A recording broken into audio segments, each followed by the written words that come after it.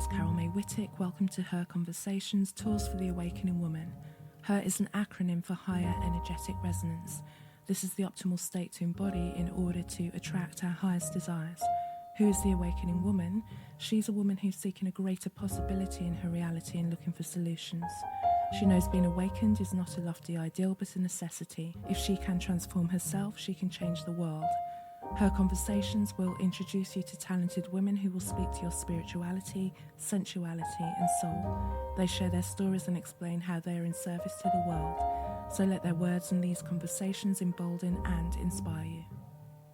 My guest on this week's episode is healer, spiritual counsellor and author Amenti the Awakener. Amenti's life story is a testimony of resilience after experiencing infertility, domestic violence, sexual abuse and mental illness. It shows that a true healer often has to face many life challenges. During our conversation, she speaks about the significance of the current world pandemic. We also touch on timelines, dimensions, and why, despite the apparent fear controlling the majority of the population, we're both excited for the future of humanity. So as always, I begin by asking my guests. Her is an acronym for Higher Energetic Resonance. When do you feel you're most her? I feel like I'm in my her when I'm connecting to source, like when I'm in prayer or when I'm in meditation, because that's where I get my sustenance from. That's when I get my power. Sometimes living this life can be very daunting. We go through challenges. Sometimes we don't even know our own mind at times. So for me, when I feel most like her is when I'm meditating, when I'm praying, because I'm back in source and I'm supported and I'm sustained and I can rest. So yeah, in prayer. Beautiful, thank you. And can you just, for as long as you feel, you want to, just talk about your journey in terms of your background and what brought you and what experiences brought you to be doing the work that you are doing today? What was your calling? What was your pull? What was the twist that put you on the path? I say, but that's a very interesting question, and I'd have to start right at the beginning. So for me, some of my first memories of being, so to speak, was I used to see myself inside my mum's belly, but I wasn't as a baby. So I used to dream seeing myself as what I used to see as a spiral of light. And these tall beings, which to me I know now are angels, but to me at the time they just looked like these tall beings of light that was tossing the energy inside of my mum's belly. And I remember that I was watching this happen. I remember that as a child, when I was first born, I didn't cry, first of all, because it was at that moment after my mum had given birth to my body that I then came in. And I was very aware of all of these things. I had very vivid dreams as a child. And one of the first dreams that I would always dream was being underwater and kind of seeing the sun through the water and me kind of not drowning, but falling down into the water. And that represented to me being on earth. It represented making that transition into this physical body. I later found out that it's also connected to Yemaya and Mami Water and helped me to understand more of where my spiritual power came from. But if I could go back, those were my first early memories. And I couldn't really understand them at first, but that's all I really knew. And as a child, I had a very deep connection with the Creator. I knew the Creator before I knew anybody else. I had this very, very intimate connection with the Creator where I've always knew that I had come down from heaven to live a purpose, to be a light, to be, to help people on this path in this earth, to know how to be their true light, know how to be who they are. And how did that pan out for me? Growing up as a child, I could see people's energies. I could hear information downloaded. As soon as I see somebody, I would be able to hear what's going on with them. I would be able to see in colors as well, their energy field. And the only way I could understand this was through my connection with God. And I call God like the voice that you have in your head. I would say, what is that? Or what do I need to know about this person? And information would just come. As a child, I would touch people. My mum always used to say that when I touched people, they would feel peace, they would feel healing. So from a very young age, my way of communicating with the world would be what you call spiritual. But for me, it was just the natural way that I lived. And now I understand that it is living from your higher senses. So that was my nature. My connection with the Creator was so intimate. I would tell God everything that was going on with me, everything that I felt. It was like God was the real world and this was just an experience. And I can remember one time that I was feeling so sad because had watched my aunties arguing with each other, and talking about another one of my aunties. And then as soon as that auntie came in, they started all talking about another auntie. And I just felt so sad because I felt like I couldn't see any joy. And I felt like when they talked about each other, I could see the energy flying between them. And I thought if they could see what I see, then they wouldn't be the way that they are. So from a very early age, I had a very observer's perspective on life, and God would help me to understand everything. My great grandmother is one of my main spiritual guides, and she came in when I was 6 years old. I'd never met her before, but I remember sleeping at my nan's house one time with all of my cousins on the floor, and I had a really bad dream. And when I woke up from this dream, all I could see was her picture on the wall, and I was very scared. And I can just remember staring at this picture, and it seemed to me like she'd winked at me. And I looked around and I thought, huh? And then I closed my eyes. And when I closed my eyes, she started to speak to me. And she started to tell me that, I had been chosen in our family to carry on the legacy because I listened to God and because I could see all of these things, and that this was my gift and that she would help me to utilize it. So she became my spirit guide from a very early age. She would teach me things about our family history. She would teach me about different herbs and different rituals and things to do, which for me was interesting because I liked knowledge. I was that child that would always be reading. I'd be that child that would be always in the corner, writing and connecting and always ready to come and tell you all of the things that I learned. So she gave me that spiritual connection, and she was my first spirit guide. As a child, I also had dreams. And one of the main dreams that I had was of me sitting down as an elder, surrounded by children, and I was teaching them how to create energy balls for their own healing. I was surrounded by books, and it was kind of like a scene that had panned out. And in this scene, I could see these fields, and on these fields, there were families who were building building healing centers, and there was pyramids, and there was people planting crops. And I realized that that was part of what I was here to do. I was here to help people to learn how to live in harmony with Mother Earth again. I was here to help children to retain their spiritual connection, because that's what really helped me to maintain my power. I also went through sexual abuse when I was younger. So the sexual abuse started at the age of 8 with my stepfather. And I knew in a way that it was going to happen because my grandmother in spirit had told me that part of my mission was to go through things that my mum went through that were hidden. Now, I didn't know exactly what that was, but that's what she told me. And so, the particular time where it actually started, I was 8 years old, and my mum had gone to work, and there was an altercation which happened with my stepfather, and I didn't feel any way to tell my mum what had happened. For me, it just felt like that was what I was meant to do. So when it did happen, I spoke to my mum and I let her know what had happened. I said I'd been touched inappropriately. And I even said to her, which I don't know how that would have worked listening to a child, but I said to her, I know this happened to you. Wow. And I said to her, I have to speak up about it. And I remember looking in my mum's face, and she was just so shocked. She looked at me and was like, it was like her whole body became paralyzed. And I could see the fear in her. And I was saying to her, Mum, it's okay. And then my stepfather came and stood like by the door. He didn't come in, but he stood by the door while I was speaking to her. And I remember the look that he gave me. And the look that he gave me was one of respect and admiration, but also at the same time knowing that she wouldn't believe me, knowing that, she wouldn't believe me. So when I spoke to her and I told her, I saw in her basically shut down. And it's in that moment where I learned that humans don't like to hear the truth. Right. And so from there, I adopted this personality where I felt like my purpose was to just help people to deal with their own darkness, but also to not necessarily not tell people the truth, but to understand that people found it difficult to deal with their own pain. And so I think that was one of the first lessons where I learned to shut down my power as well, because I realized that my truth wasn't received and that people were afraid of the truth. I saw in my mum how she regressed into this little girl when I expressed that to her. And it set off a chain of events of rejection, abandonment, abuse, that continued till I was 16 years old. I came from a family of women. So all of my gran had 6 children and they were all females.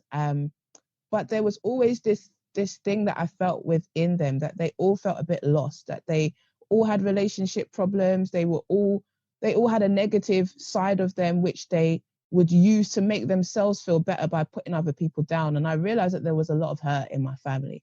And I felt as if I was here to bring light to that and to shed truth on that. And so that was my early years. Also, as a child, I was very spiritually connected. I could speak to the trees. I could speak to everything. I'd spent a lot of time staring at the sun as well, because I knew that the sun was the portal in which I came to this planet. I was very aware of my past life experiences. I was very aware of life on other planets. I remember when I was doing an essay at school, and they asked us to write about if we thought that there was life on another planet, on other planets. And for me, it was like, of course there is, like, you know what I mean? Like, so I wrote a whole 2-3 page essay about my time on Venus and my time on Mercury. And for me, the mind is the portal to everything, right? So within my mind, I could experience everything. Even though I was going through physical abuse, my mind was able to travel. Even though I felt trapped in certain situations, my mind was always free, you know? So when I did that essay, it was an opportunity for me to explore that part of my mind and share with people what I knew. But what happened was my teacher called me and my mother into school, and basically reprimanded my mother and told me that I had a very vivid imagination, and that kind of imagination would get me in trouble because there is no life on other planets and blah, blah, blah, blah. So that was the second shutdown. The first shutdown was don't speak your truth. The second shutdown was don't trust what you see, and that people will always suppress you. That is, people don't want to see the truth. So that again was one of my early memories. I also used to spend a lot of time with other young people, other children. Even though I had people around my age, I couldn't really connect with them. My mind was very mature. But with young people and children, I felt a connection. So with children, the joyfulness, the playfulness of children, I could connect with. And also children were very much connected to their spirituality. They was very much connected to the elementals and that ability to just envision whatever you want and you know, create what you want and believe you can do whatever you wanted. But I realized a lot of these children were growing up in homes with parents who hadn't dealt with their own trauma, and so were projecting all of these things on them that stopped them from being able to be their light. So I knew from a very early age, part of what my purpose was to help children to remain in their light, and to also help parents to understand how to help children to stay in their light. So yeah, so my gifts or my natural talents, you know, started to develop through my childhood. And as I went through certain experience, I realized that I was going through them in order for I could learn and be there for others who were going through those same things. I was very mature minded.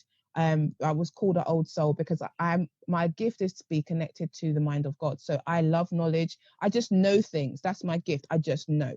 And so I always look for validation of what I know outside of myself. And that's what developed my deep passion for books. Everywhere in my house, everywhere is books.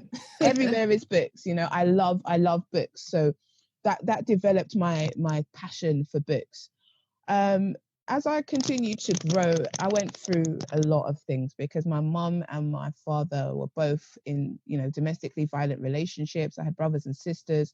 And for me, I just felt like my position was to protect everybody. Now, I feel like that was a direct reflection of the fact that I felt unprotected and also unsupported. But I really felt like the connection that I had with God was so powerful that it's what got me through everything. And so it put me in a position where I can be there for others, even though they were older than me, even though it had seemed that they were meant to be mature. The way that I could access my emotions and my past life memories and my wisdom, I felt like that was what I was here to do. And also, I wasn't very heard by people. I was very much shut down. Because I always had a giving nature, I would always be called upon to be the bigger person. So simple things like Christmases and things like that. I remember my mum asking me what I wanted for Christmas, and I wanted a science set because I loved science. And she spent money buying all these other things. And when it came to buying my science set on Christmas Eve, she was like, oh, I didn't have enough money to buy it. Can I get it for you after Christmas? And I'd always be like, okay, yeah. And it would never happen. Or I wanted a bike, and my mum tried to get everybody their presents, and the day before said to me, oh, I didn't get your bike, but I wanted to, oh, sorry, I got your bike, but I want to give it to your sister because obviously she's younger than you. Can you wait till after Christmas? And so that just became this running theme of me constantly being put to the back burner and other people being put before me because I was understanding, because I was compassionate. And that can kind of continued throughout my life. So as much as I was this powerful person who was very honest, very aware, very tapped in, very, very feeling and connected to other people's feelings, I was also very sheltered within my own consciousness. I felt very alone at times as well, and felt like my power lied in spirit, and I was just here to observe life. I had a deep passion for medicine and healing and helping people, because when I used to touch people, I'd get downloads, literal downloads of what was going on in their body. I could touch someone and say, okay, you've got some damage in your kidney, or you've got a problem with your lung. It was just my gift. And so I naturally wanted to investigate that deeper. And so I really wanted to do either forensic science, or I wanted to be a gynecologist. Now, the reason why I wanted to be a gynecologist was because, number one, the sexual abuse that I went through, I felt like there were a lot of people that went through that. And the more I studied it, I realized that Black women in general, gynecology was based on us. We were experimented through slavery, and a lot of the trauma is held in our womb. And I wanted to understand a bit more about that. Also, my mum had fibroids when she was 25, and she had her womb taken out without any treatment. And I remember being a very young teenager, nursing my mum for 6 months. Like, she couldn't walk. She had a cardiac arrest twice. She was on warfarin for deep vein thrombosis. I watched my mum just literally depreciate from somebody who's a nurse, from somebody who's always active, to somebody who is now bedbound. And I couldn't understand, because I knew that the reason why she had these growths in her body is because of all the pain that she suppressed. I knew that. And I would tell her things like that, but she didn't feel like she had a way out. What the doctors told her was it. And so I felt like she'd given away part of her.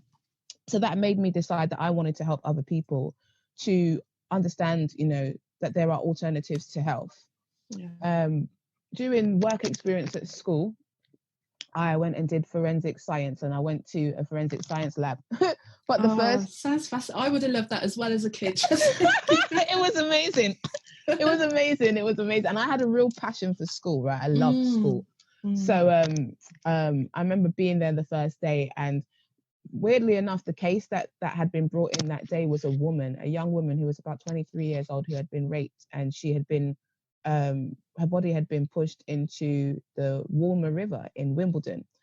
And I remember walking in. I could just smell the smell, I could just smell the smell of flesh rotting. And I remember walking in there and seeing her body, and I just passed out. I was like, no, I don't think this is for me, because I was too emotionally connected. I was thinking about, this is a woman, and they had mutilated her private parts, and I was too involved. So it was like, no, that's not going to work for me. And so I then went to work at a sexual health clinic, Brooks Sexual Health Clinic in Brixton. And I loved it because I was around young people. I wasn't sexually active myself, but other than the abuse that I had, but I wasn't engaging in sex myself.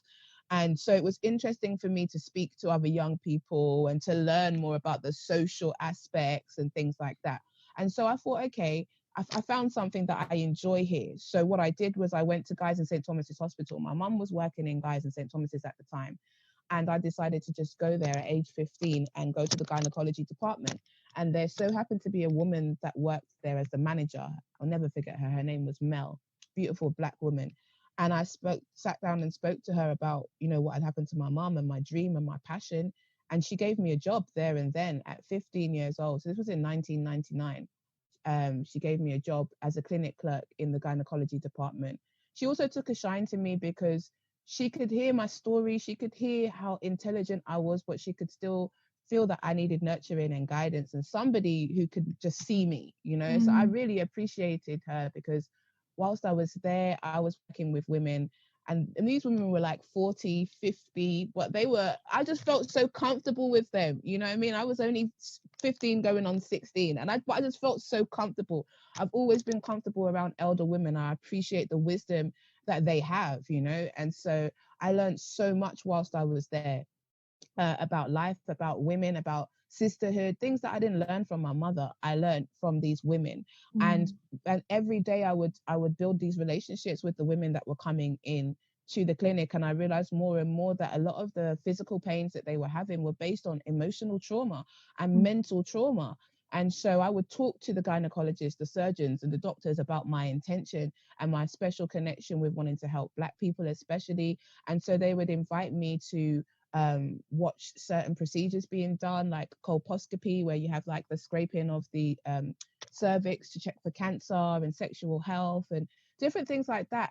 I also was part of the female genetics mutations trials that they did in Guy's and St. Thomas's Hospital. So I was really entrenched in that, and I loved it. I stayed there till I was 19. But what happened when I was 17 was I used to get tested quite regularly whilst I was there, because I was just very much about, being well in my body. And I remember that one of my tests came back and said I had polycystic ovaries. And they did some more investigations, and the diagnosis was that I had chronic polycystic ovaries, ovarian syndrome, and that I wouldn't be able to have children. And so, as you can imagine, that was a bit of a blow, especially as a 17-year-old, having gone through sexual abuse as well. But when I prayed about it, God showed me that the reason why my eggs were not releasing was because I had suppressed emotions, that all of the things that I had been going through, I had normalized them and suppressed them, and I needed to deal with them. Also, there were things in my diet that needed to change. And I was aware of this because I was a gymnast as a child, a professional gymnast, and I loved my body. I had a deep connection with my body. I could even feel when my body would ovulate. But my mum was somebody that didn't have a deep connection with her body. She was overweight. She used to eat a lot to suppress her emotional pain. And one of the things she used to do was try and force me to eat. And I hated that. So I developed bulimia as a child. And so I realized that a lot of this was compounded emotional suppression because I wasn't able to learn how to speak my truth. I couldn't speak my truth to my mum because she was always in denial of her own self. So I just felt like I didn't have an outlet, and my body was telling me that. My body was telling me that all of these emotions had been suppressed, and that's why I couldn't produce these eggs. Eggs represent life. To produce your eggs is that give and receive, that breath, the in and out breath, and I was not breathing. That's how I looked at it. So being how I am, I knew that this was for a reason. I knew that the reason why this diagnosis had come was because I needed to heal myself. And so I started researching around holistic health and wellness for the body. I started looking at somatic conditions, how pain and trauma manifest within the body. And I started to do healing work on myself. And the main aspect of that was through journaling and writing. I call myself an energy alchemist because I help people to transform stuck energy. And one of the main ways in which I did that for myself was through writing. I would write down my thoughts, write down my feelings, and it would be literally like taking the energy and moving it through my heart and through my hand and out of the pen. And then I was able to observe my thoughts rather than be plagued by them and overwhelmed by them. I could observe them. Then I could transform the energy. Then I could see what I needed to do to change. How could I bring that balance? And within a year, I then became pregnant with my first child, Janae. And it's funny because I feel like it was a personal success, but at the same time, if I hadn't had that diagnosis, I'm not sure that I would have had the baby, had a child so early as well. So it was those two mixed emotions. It was a personal mission, but at the same time, as a mother, I wasn't ready. I wasn't ready for that. So I was thankful that I was able to have children. I then went on to have five children altogether. So I became a living testament of my works. I'm that kind of person. I share from my own experience. Everything I've presented has been from my own consciousness and my own connection to the creator. And sometimes that's landed me in hot water because I can't always validate outside of myself what I see and know inside. And so that's made me question myself. And that's what started me on my journey of learning what I had already knew how to naturally do. So I basically went and trained with the College of Psychic Studies, learning things like angel healing, shamanic healing, tarot and oracle, just because I wanted to create a deeper connection with those parts of myself. And I also wanted to be around like-minded people. When I finished working in Guys and St. Thomas's Hospital, after having my daughter, a lot of things happened. Whilst I was pregnant, I had no connection with my mum. I had just moved into my flat before I became pregnant, and then issues with my mum and my stepfather ended up with them being moved out of their house and me offering them my space to live in for a weekend while I was away, and coming back to doors being locked and me being kicked out of my own home and made homeless. Then I was pregnant, having to live at my boyfriend's house, and that was a push as well because we weren't ready for that.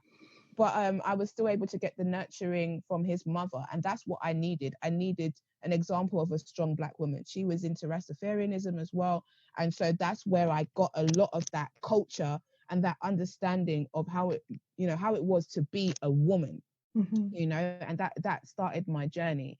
I also, because of the abuse, had a difficult connection with my body. I felt like I was disconnected because of the levels of abuse I would go through: mental, emotional, physical, spiritual. There'll be times where I would be really badly beaten. And I don't mean beaten like Caribbean children, we get beat. I mean literally somebody trying to break your spirit because they can see a power within you. And I would have these moments where I'd have out of body experiences where I'd literally see myself going through these experiences, but I was seeing it from my soul's perspective. And what that taught me was that everything in life is from the observer's perspective. Nothing can really harm you or touch you whilst you're in this physical body, and that you'll be pushed to the limits of your pain, but only you can choose to take your life or to give in. Another thing that would happen to me would be that I would see it as a lesson of how to manage pain and how to transcend pain. So I'd see myself as like a sumo warrior. And knowing that a sumo warrior has to learn to disconnect from pain and endure it, I would use any kind of abuse that I was going through as a way of strengthening myself. And what it developed in me was a very powerful resolve as well, a very, very powerful resolve and conviction. But at the same time as well, it's not easy to go through those kind of situations, and without realizing, you develop a personality which becomes somebody that's a people pleaser. You develop a personality which is loving and caring of other people but not of yourself. And you develop a personality where you kind of become detached from life. Like, I didn't have experiences growing up where I would go out with friends. When friends used to come to my house, my stepdad would tell them I don't live there, even though I'm standing right there. So there was a lot of things that were happening that were creating this personality on top of this soul and the spirit that I was. And that was kind of my journey into, I want to say, unpacking our human experiences, which is what we're here to do. Before, I had a pure consciousness of being spirit and just being here to experience life. But this is when things started to get real. I started to question my mental health as well, because I felt like I was dealing with a lot, but I was just dealing with it. I was okay with it. And that for me was like, okay, now I need to check this out. But I would find that whenever I would go to, counseling and things like that, the counselors would be so in awe at how I could articulate my story and how I could, demonstrate everything that I was going through, that they weren't really able to help me. They weren't really able to take me deeper than where I was. And I realized that it was through my spirituality, through my connection with the Creator, that I was able to do that. And I realized that I was here to help other people to do the same. So I trained as a youth worker, and I also trained as a counselor. And I also trained during that time as a health improvement project worker. So I would work in the youth work because I wanted to help young people who were like me and who were going through similar things as me to have a voice, to be supported and to be heard. I also got into the health improvement work because I was passionate about about health. And I also was in a society where a lot of people around me were promiscuous, and there were a lot of people that were on drugs. So I used to go to Still Band in West London, and just even around our Still Band area, you'd see a lot of people who were on drugs, a lot of elders. And so I wanted to get into understanding why that was happening and helping people. And I just had a natural passion for working, in the community. So I did that for about 5 years, and just used my helping skills, cultivated my helping skills there, whilst also going through my own soul healing and my own therapy and my own inner work. That then led me on to working with drugs users, and women who were sex workers. I would go into the hostels and go out in the evening with my colleagues, and we would give out condoms, we would give out health advice, we would operate a needle exchange for people who are on heroin and things like that, where they can come and get clean needles and things like that. And one of the things that really struck me in that job is just how much people just wanted to be listened to.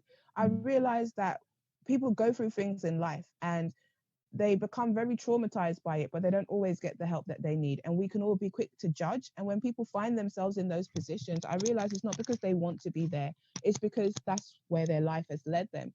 And so I realized that I really had a passion for helping people to find their light, to find their purpose for living. And also because of the things that I went through, I had an understanding of trauma and how it affects people. And I wanted to help people to transform that into their power, not so that they will be empowered by their negativity, but so that they can find the light in their experiences. Because God had shown me that everything I was going through was for a purpose. I felt like people needed to know that if they knew what I knew, then they wouldn't be so badly affected and impacted by everything. So from there, obviously with my children and things like that, I ended up with a friend who had bipolar. And this was when I was about 20. The thing is, when she had this bipolar, I could see everything that she was seeing. And that was my first entry into me being able to see other people's spiritual realities. She would have moments where she would be talking to God and she'd be in anguish and she'd be begging God for forgiveness. And I'd be saying to her, look, he's there. Like, I could see it. Like, just ask for the forgiveness. And I realized how when people are in mental health or experience mental health imbalances, how it can affect their whole reality and how they're actually existing within a different level of consciousness, a different reality altogether. And so she was really deeply into it, and she was pregnant at the time as well. And I just felt this natural call. I think it was a soul call. Like, we've made a soul agreement before this life for me to help her and for her to help me through this learning. And so she asked me for help and to help her look after her child. And I was just like, yo, I'm here for that, And so I took that journey with her of helping to support her through her bipolar, and also just understanding the nature of mental illness and spiritual awakening. And that if there isn't that understanding and that support, then it can actually traumatically affect the person.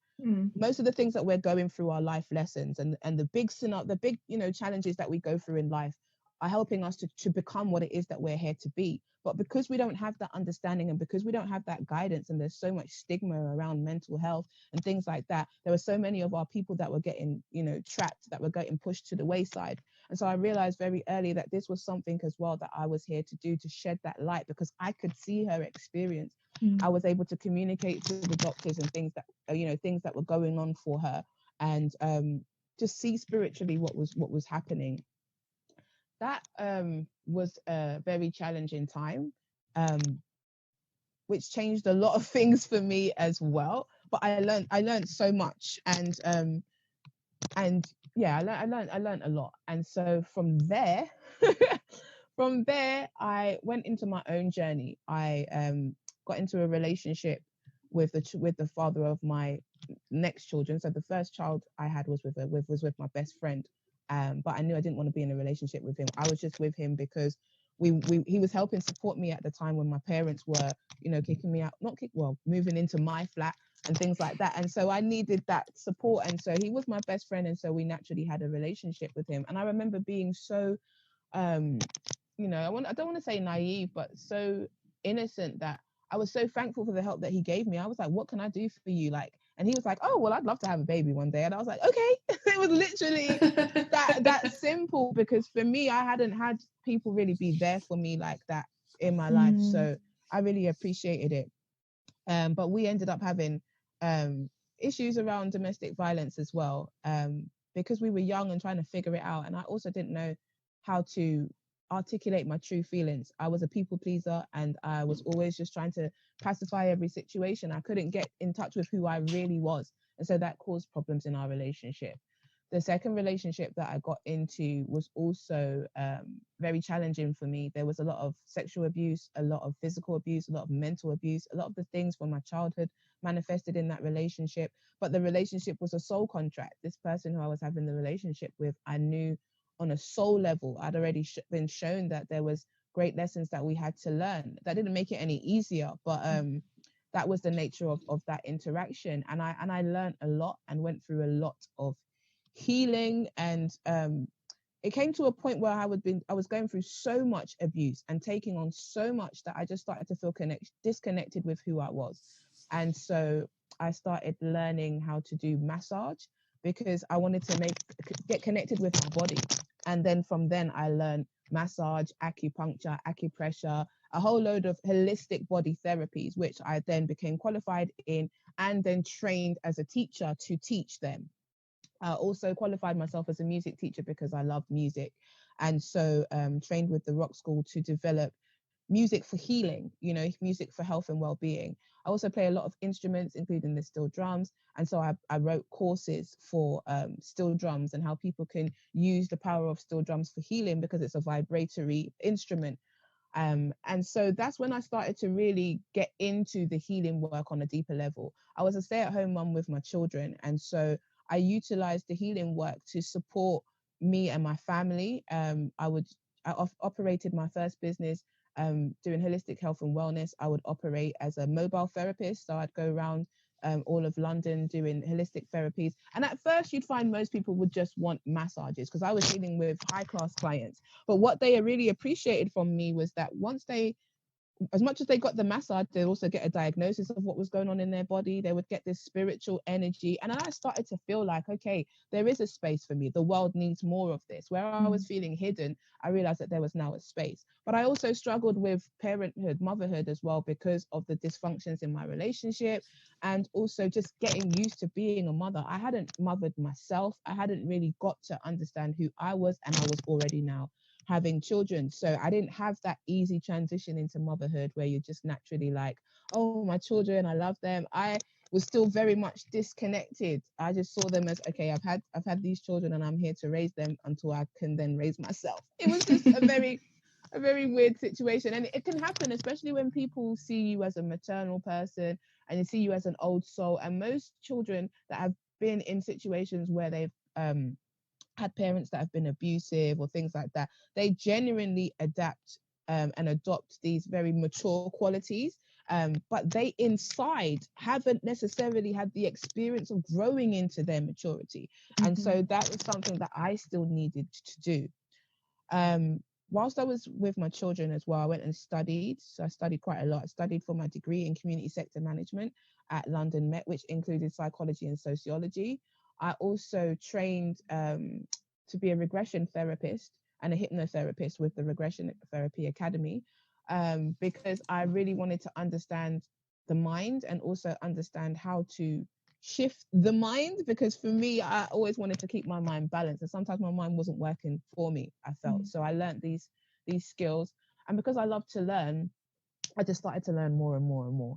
And my intention was to now take what I learned and help other people. So I started up a community project called Inspired Interactions in 2008, when I had my fourth child. And this was about creating a space where people can come together and share their knowledge, skills, and experiences. It was for people who are socially isolated, and also women who had just had children, men who had their children, families who didn't spend much time together. And I would use my own money every last Sunday of the month. I hire a community center and we'll do things like African yoga, we'd do things like healing. I'd start teaching some of the healing things that I was learning. We'd have a sacred space where adults could just talk, parents could just talk. And one of the things that we always would do would be to have a meal. So we'd cook a meal together and all of us would sit and eat this meal together, because I realized that not a lot of us had space to eat meals together. So that really helped me to nurture my passion for community, and just my love for working with people. And when I saw how that was growing, I then wanted to bring my healing into it. So I set up a community-based healing practice called Inspired Therapies, which was at the Tabernacle in Powis Square in West London. And what I did there was offer low cost and low and discounted holistic therapies, especially for people of our community. So everything from counseling to wellness coaching and dietary needs to Reiki and massage. I really just wanted to help people. But I realized more and more that people weren't ready for it. Also, I hadn't really understood the model of business. I just wanted to help people. And so I couldn't sustain it because I wasn't in a space where I was making the money that I needed to make. And that was always my conflict. How do I make the money that I need to live and survive while still really helping my people and my community? So it was back to the drawing board. It was back to the drawing board. And I just spent a lot of time just sharing my gifts with people. I went and studied at the School of Social Entrepreneurs because I wanted to develop my healing spaces. So remember, I had that vision at 4 that I would be helping people to learn how to heal. And so I knew that was part of what I wanted to do. So I wanted to have a healing space here, like a shop or a facility where people can come and get access to healing, where people can be listened to, they can be taught how to make natural products. And I also wanted to do that in Africa as well, because I knew that was part of what I was meant to do. So I went to the School of Social Entrepreneurs to basically learn and hone my talents. I also started to learn other skills with other spiritual teachers and healers. And then I started to get called to Egypt. Egypt was somewhere that I knew was part of where I've been in my past life. God had shown me that my soul was the soul that was used to create the first egg that basically created all of life. And so Egypt was somewhere where I always felt connected to. And I was guided to go there in 2012 after training with a guy called Stuart Pearce in sound healing. I was guided to go there. And at the time I wanted to go with the group, I wasn't able to go. I was not in the financial position to go. And that really crushed me. But what I didn't realize was that spirit was setting its own path for me. And the same guide who had led them had contacted me and said, look, I don't know why, but the ancestors are asking me to call you, and you will be coming to Egypt and you will be bringing people here. And at the time I literally was pregnant with my fourth baby. I was like, fourth baby. I don't see how that's going to happen. And within the next 6 months I was there, and the things that happened to me there, the initiations that took place there, like changed my whole life.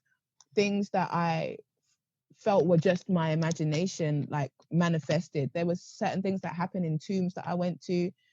You know, the way that certain people greeted me on the land was like I was an ancestor that had came back. And so that really opened up a lot of things for me, even to a point where it became overwhelming, to be fair. I was starting to receiving all of this stuff about planetary ascension, the birth of humanity, the different, oh my God, it was a lot.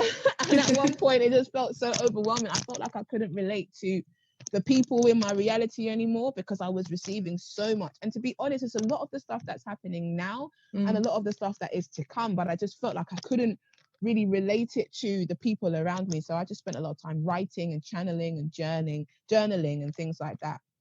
And then I feel like my journey has just led me to where I am now.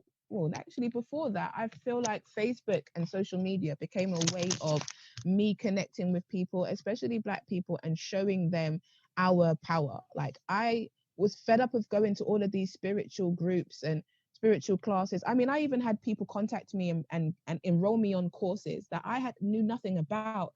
These courses were like sometimes £6,000 and £7,000, and I would just get a letter saying, "Oh, you've been accepted." And I'm like, how? You know? And I'd go to these events and they would be speaking to different channelers, and I would realize that they already knew who I was. They already were guided to my energy, and this was part of my training and my development as a being, to go through these schools and to gain all of this knowledge. But I never saw any of our people there. Never. Even one of my teachers, I ended up becoming his personal, I don't want to say guru, but he would ask me like really pertinent questions about things that I should not know about. Like my guidance to him became valuable. He saw something really powerful in me, but I couldn't see any of our people here. I could only see, people that didn't look like me. And so I've made it my mission to now try and make these things not normal in our society, but yeah, make it more commonplace. I wasn't really too connected to, our traditional spiritual systems that we developed during the diaspora, such as things like OBR and all those things. I wasn't really aware of that. Even with my great grandmother, she would show me rituals and things like that, but she never dealt with it in that way. And even in my family, I knew, because my great grandmother raised my mother and her sisters, she would always talk about my grandmother reading the Maccabees Bible to her, and how, my gran would always be in different churches. She'd go to the Hindu church and praise, and she'd go to the Indian, the Catholic church, and she was a healer. So I know about that stuff, but I didn't really know about the deep, science and why our people were so afraid. And so I started to use Facebook as a way of just connecting with people, doing live readings and sharing with people. And then that led me on a journey where spirit guided me to one of my spiritual teachers called Ras Campbell. He was from Jamaica, and he was into, I want to say, African traditional spiritual practice. He was also into Rastafarian traditional spiritual practice, which most people don't understand that, but it's to do with Solomon's magic and Solomon ritual, Abrahamic magic and ritual. And through connecting with him, I learned a lot, but I also knew the power of my spirit, and I also learned why I was learning it and why I hadn't been guided to it before. It had led our people astray because they had not seen the value of the power within themselves, and it had become a tool of abusing each other, rather than understanding who he was, so that that power can be used to amplify our energy and support us. So I started to go into the history of understanding things like OBR and Kotomble and Ifa and all of these things. But I realized that my purpose for being on that path and that journey was to raise it to its highest vibration, because I knew that a lot of the things that people were even using it for, if they understood their purpose in life, if they understood what this life is about, they wouldn't waste their time, using their energy like that, trying to get back a man who doesn't want to be with you. Why would you want to be with someone who doesn't want to be with you anyway? And if you understand that everything is always working for you, and you understand that every relationship is teaching you something about yourself, what is it that you need to learn there? Like, my connection with spirit was very much self-development, self-connection. It didn't have all of these other facets. Even my connection with Ifa, which I'm initiated, but I am initiated by source. So that means through bloodline, and I'm an Ayami, which is a ancestral mother who cannot be initiated by, Ifa priests. This is in my bloodline. And how it came to me, I was singing on a stage, and I was singing with a group called African Revolution. And as I was singing, I just heard this song in my ears, and I was hearing Yemaya, Yemaya, and I didn't even know who it was or whatever. And I remember coming off the stage and saying to Baba, who was our elder, I said to him, "What's Yemaya? What's Yemaya?" And he just looked at me, and he goes, "Where did you hear that?" And I said, "I heard it whilst I was singing." And he said, "You are a child of the sea. You are a daughter of Mami Wata." And that's when that flash came into my mind of the dreams that I used to have. And I have had 4 experiences of drowning, 2 in the sea and 2 in the swimming pool. And I was understanding more of my connection to Yemaya, Mami Wata, and also our ancient history in Lemuria, okay, which predates Atlantis, and is basically at the time when we were the feminine energy on this planet. When we had those Amazonian women, we had the maternal women, we had the feminine energy on the planet. So it was really connecting me back to all of that. But it wasn't through the Ifa or the Orisha. So the stories were very pure. The connections were very pure. The initiations were very pure. And so that was my introduction. And I realized that, part of my gift was to help people to develop the natural connection with source, the natural connection with the creator. I spent a lot of time in spirit working with the Orishas, working with different ancestors, working with galactic beings through my meditation, bringing forth knowledge and information that helps us to understand who it is that we are as humans having a spiritual experience. And not only that, what's taking place on the earth, what the earth's purpose is, all of these things. So whilst I felt like other people in my circle weren't ready to understand it, I was developing. I was having this deep connection with source. A lot of the things that took place in Egypt as well prompted me to write a book called Journey Through the Gateways, which was my experience through that. That book I haven't released yet because there was so much that took place that I didn't know how to articulate it. I didn't think anybody would really be ready for the book.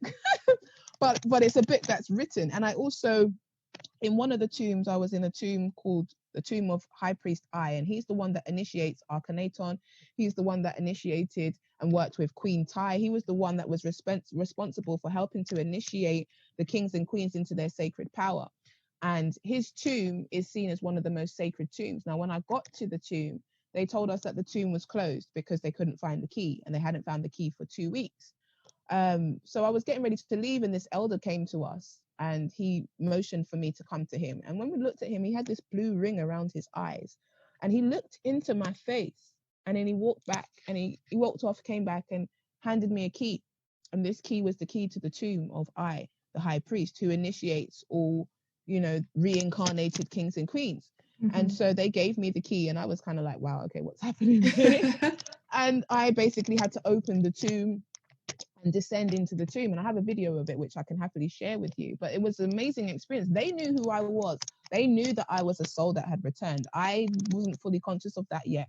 And whilst I was in this tomb, the lights just went out. And whilst all the lights went out, I was in pitch black, and I sat on the floor, and I started to meditate. I started to feel the spiritual ancestors around us. Even at one point, the high priest I actually came into my body and was moving my body, and I just felt this download of information, and I started to learn these healing gifts. And I downloaded a whole system whilst I was in there called Rama Ati Sekem, which is similar to Reiki, but it's like a whole different system. In ancient Kemet, that's where energy healing first originated. And it wasn't just about trying to help other people. It was about how to harness the power of energy, to move things with your mind, how to levitate things. It was more than just trying to heal people. And it all required a process of self-mastery and self-healing, going through yourself at all of the different levels and bringing yourself to a space of self-enlightenment. So I wrote that course. and same thing. It's yet to still be fully rebirthed. I've already trained over 50 people in it, but at the same time, it is quite advanced healing. It's got stuff to do with DNA and really helping you to go back into the different parts of your soul journey and learn different lessons. It really is an in-depth program, but this is just showing you how I receive a lot of my information. It comes from source. But one of my main sticking points was because of the things that I went through in childhood, and constantly being shut down, and people, I even had my auntie shut my mouth in the door one time because she just didn't want to hear what I was saying. I went through a lot of abuse, so I then started to develop this disbelief in myself. Yeah. And so my biggest wound, so to speak, or my biggest weakness in life is just not fully believing in myself, or feeling like other people won't believe. Whereas now that is shifting. I'm really transforming that energy now as well, because I realize that there is no validation outside myself, and there is no one that can tell me that I haven't been through these experiences. And I've written every single thing down, but it's not about that. It's about you knowing yourself, and you knowing what you've come here to do, and you being okay with that. So that's I'm mastering that next level as well, so that I can really get to the place of being a fully clear conduit.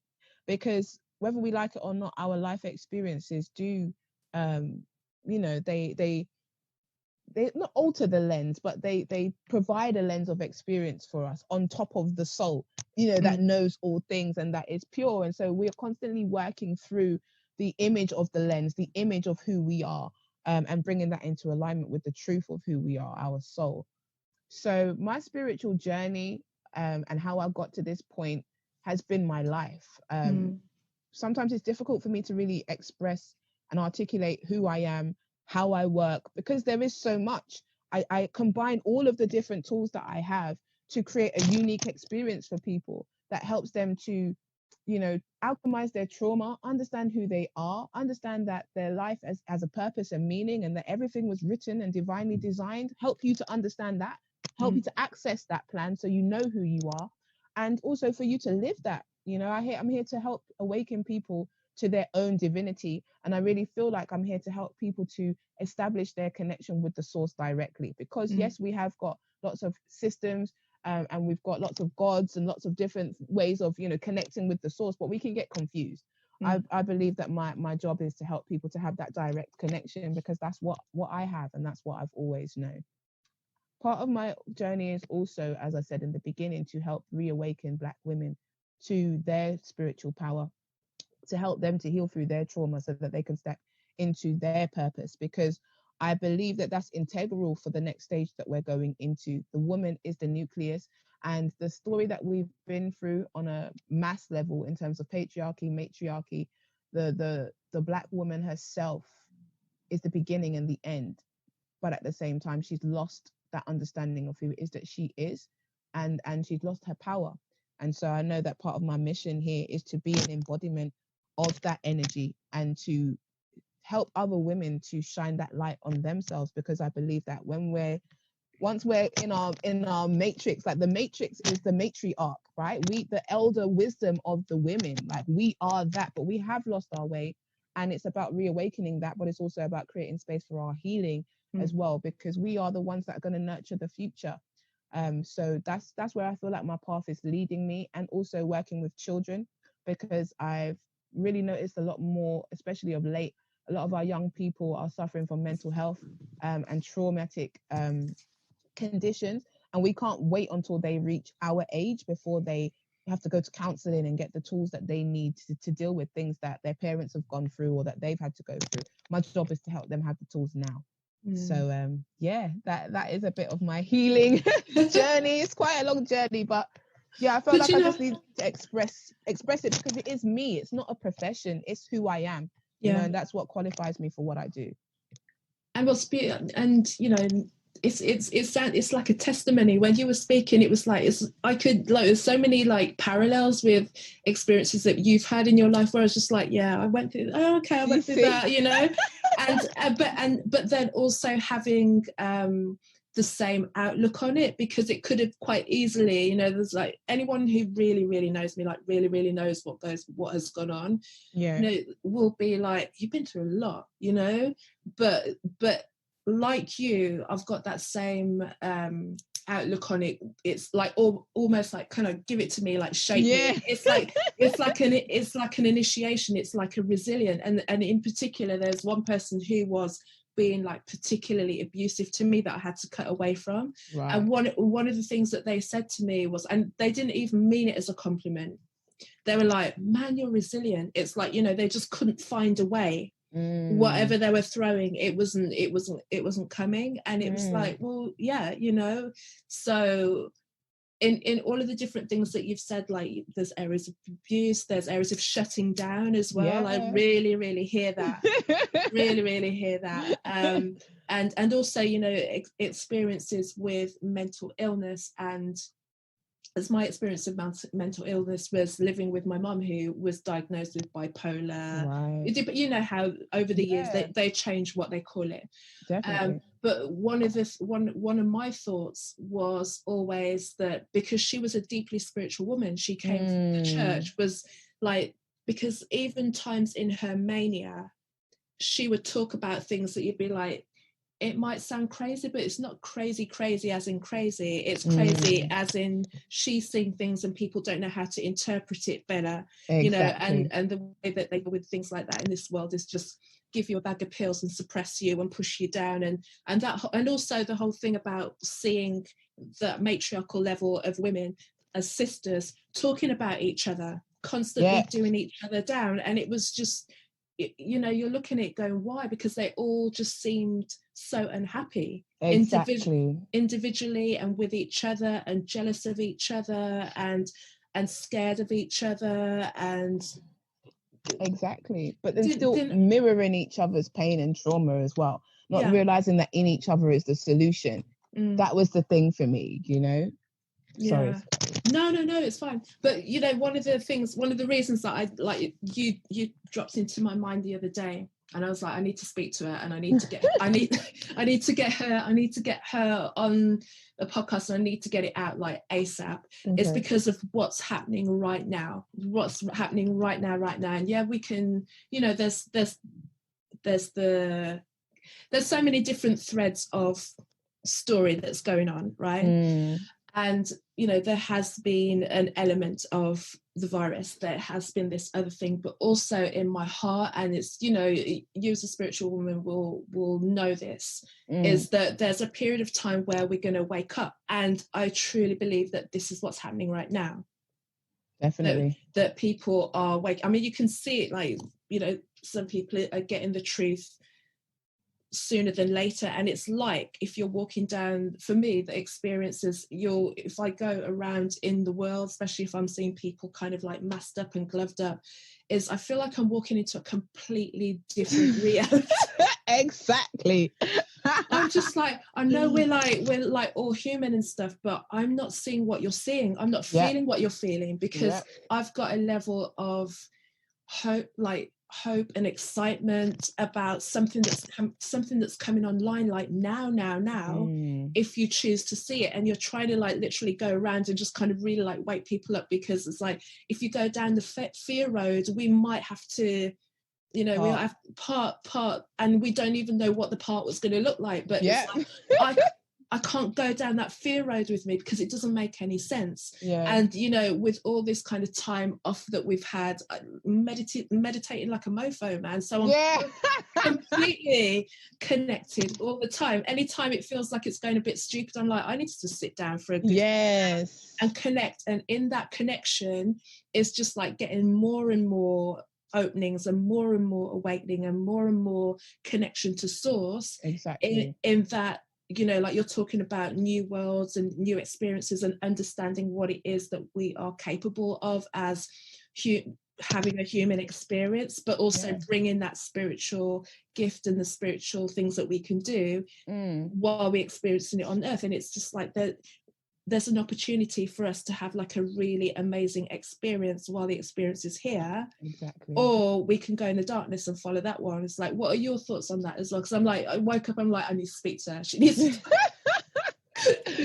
Oh my goodness. Well, one of the things that I've been saying is everything is mental.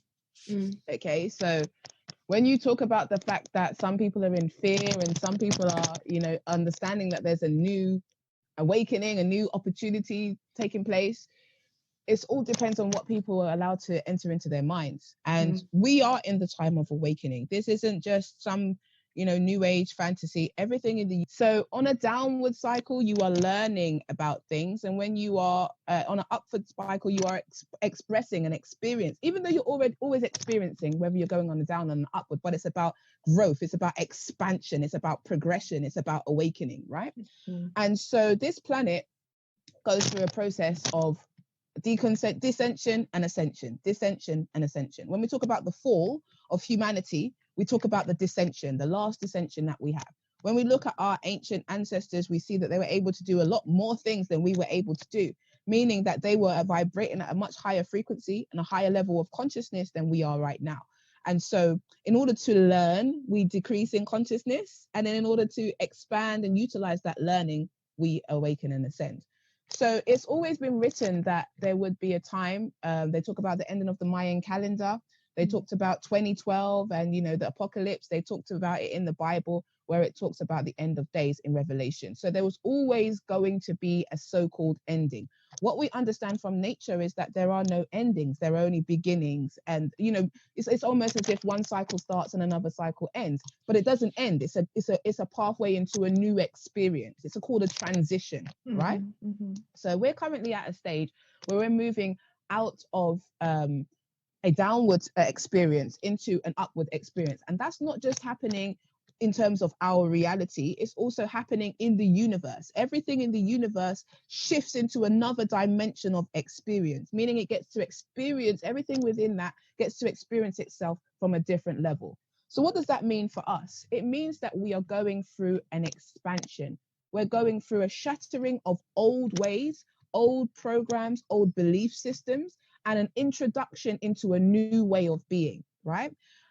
Time is the first thing that threw us out of loop, because if you look at time really is relative. Time is not real. It's only used to quantify time, experience, right? And we were told that in 2012 the world was going to end. This was going to be the end of the Mayan calendar, and so many people were waiting for that to happen, and waiting for it to happen. And in terms, nothing really happened. However, The original calendar that all of these predictions were governed by is what's called the sidereal calendar. It's the original calendar that charts the planets and the stars, the movements of the moon. Whereas the calendar that we operate under is called the Gregorian calendar, which was brought in to coincide with the Greenwich Mean Time, and to put a basic time, a false time matrix on our understanding of time. So basically, we are actually in 2012 now. So if you look at the Ethiopian Orthodox tradition or faith, they still deal with the sidereal calendar, the original calendar. And in their calendar, we are in 2012, as much as the world is in 2020. So you see that time is really irrelevant, because everything always aligns at the same time, regardless. And 2020 means clear vision. It means to see clearly. The 2012 is the end of one cycle and a beginning of a new one. So that's important to note. Also, there is a theme that runs throughout each experience. So each time we shift into a new octave of experience, it is defined by a certain theme. So the last theme that we was in was called the Age of Pisces, and that began with Christ. And I'm going to show you something quite interesting, right? So anything that came before Christ was called BC, before Christ, right? And Christ represented our introduction into a new school of thought, which was around belief, which was around separation from the source, being fallen and disconnected and looking for our connection to the source. It was all about our connections outside of ourselves. It was about believing what was outside of yourself more than what's inside of yourself. And we saw that in science. We saw that in how our world was. Everything was based on the 3D and based on the external. Now, moving in and also patriarchal rule and separation. So if you see, there's a lot of war, there's a lot of fights and vying for power and control that took place. It's also a lot of emotional charged energy, because Pisces is a water sign, right? But we can see that the sign of Pisces, the two fish, is the same sign that represented Jesus Christ. So it shows you that that story coming in was the beginning of a certain level of experience, a certain theme of experience that was going to govern that particular period of around 2000 years, right? So we're moving now into what's called the Age of Aquarius. And Aquarius is an air sign. Aquarius is all about community. It's all about the mind. It's all about how we're connected. It's all about building small groups and building for the benefit of each other. So as you can see, we are moving from one way of being into another way of being, right? And in order for that to happen, we have to break down all of the experiences and all of the illusions of the past in order to move into this new future. So what you're seeing right now is a complete dismantleization of our reality, because it is no longer in alignment with where we're trying to go. Everything is always teaching us. So we are here just to learn. So even the experience of being in the systems that we've been in has been teaching us certain things. But we're now in the space where we have to consolidate that learning and use it to awaken us to move into this next stage. In order for us to experience being in this 3D realm, we have had to go through a dissension in consciousness, which has then allowed us to have an amnesia. So it's basically like you're being your source, you're the creator, and you decide to come down here as an individualized aspect to learn certain lessons, certain soul lessons that your soul will benefit from, but also to be part of helping to raise the vibration of this place and to help it shift into its next stage of experience. It's almost as if you've got something vibrating and you put more energy into it, it vibrates faster. We're moving into a higher vibratory space. We're also being encouraged to shift genetically and biologically. We're moving from being carbon-based beings, right? Physical, dense beings, understanding ourselves as density, to now moving into being light beings, understanding that all of our cells and everything in our body is fueled by light. Even this whole 5G, all of this new wave of spiritual and energetic warfare is also helping you to understand your energetic system. So I see everything as always working in harmony, right? We need to go through these breakdowns of old paradigms. We need to go through these new imposed threats so that we can now start to understand ourselves on these higher energetical levels, right? On these levels of consciousness outside what we are used to operating on. So how I can explain the shift, we can already see that we've shifted, because look at how we're talking now. We're talking to each other through a screen. And we're talking to each other basically astrally. We're connecting with each other's consciousness. Most of the world through this coronavirus has been shifted from 3D to 4 and 5D. Now, 4D is where the fear is. 4D represents the shadow realms. It represents where all of our hidden thoughts, our hidden woes, our hidden, all of the things that's the underbelly of us, it exists within the 4th dimension.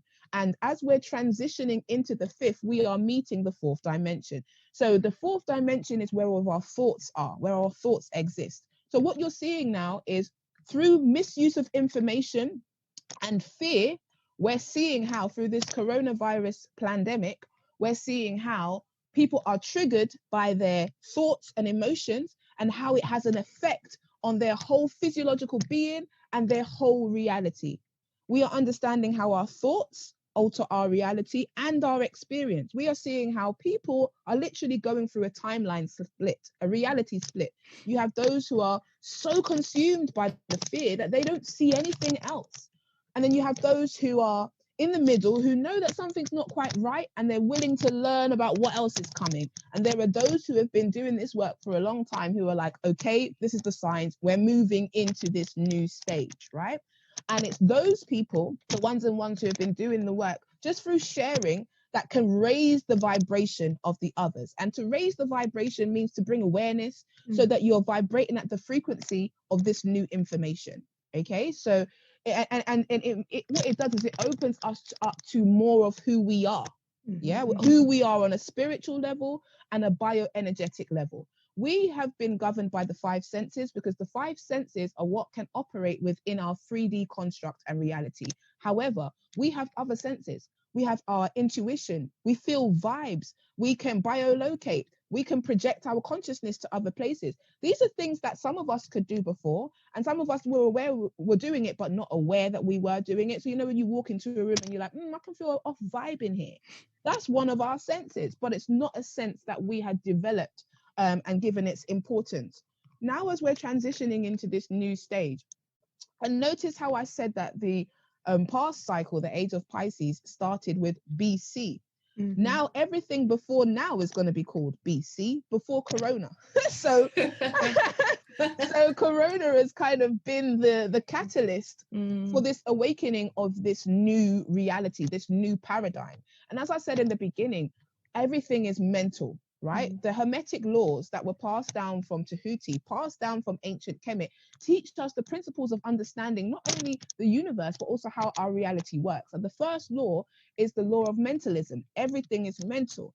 And as I said, we're transitioning through the 4th dimension, which is the mental realm. So if you don't get your mind right, it's going to reflect to you all of the weaknesses, all of the shadows. But ultimately, so that you can get your mind right, so that it can vibrate at a higher frequency. Because vibrating at a higher frequency means bringing in more of your soul consciousness, bringing in more of that God consciousness, that I am that you are. And in order for you to be able to bring all of that energy in, the physical body has to be vibrating at a frequency where it can now hold that energy that is you. Now, a lot of people are becoming very sick, right? Number one, viruses help us to understand the nature of illness, but also the body gets a virus when it's shifting from one stage to another. When it's trying to bring healing, when it's purging out old things, it heats itself up because heat raises the vibration, and through that it purges in order to now create a new environment where this new energy can sit in. So the virus is also helping us to burn out any old wounds, any lower vibrational energies on all levels that need to be cleansed. It's also encouraging us to upgrade our body. So we're having to learn about how to boost our immune system. Our immune system communicates with our auric field, which communicates with everything, right? So when we learn how to communicate to boost our immune system, we now start to be in control of how our body is vibrating and the wellness of our health.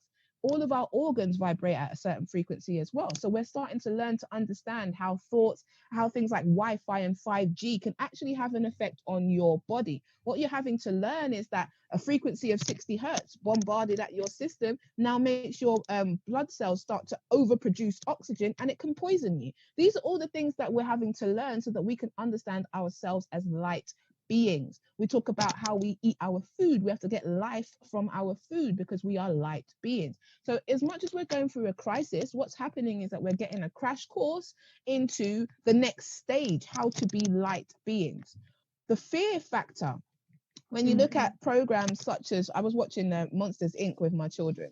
Yeah. and one of the things in Monsters Inc. it tells you about the fact that this government system is based on fear. And that they collect your fear and utilize your fear, because when they have your fear, that you can be controlled and they can be energized. Even when you look at a lot of this stuff that's coming out right now with the deep state and how they're talking about celebrities basically feeding on children's energy of fear, you can look at it as being literal, or you can look at it as them literally feeding off the world's fear. Because if you look at all of these false flag events that we've had, a lot of people are in poverty. If you look at the news, its basic purpose is to spread propaganda and fear, which then creates a hostile environment within people where they feel disempowered, where they feel low in low in health. They don't feel able to focus clearly. So then naturally their bodies start to decrease in health, right? And so then they're more easy to be controlled and also more easy to become in ill health. Another thing that's coming through this whole pandemic is us having to understand the sanctity of life. And we as Black people as well, our story has always been about not really honoring life. If we look at a lot of the prehistory, where it talks about the war of the gods, we were the gods. We were the gods that was warring, and we were the ones that were always seeing separation in each other, man against woman, man against woman. And that has been filtered down to humanity. When you look at what's happening in our communities now, we're realizing that the value of life has been displaced.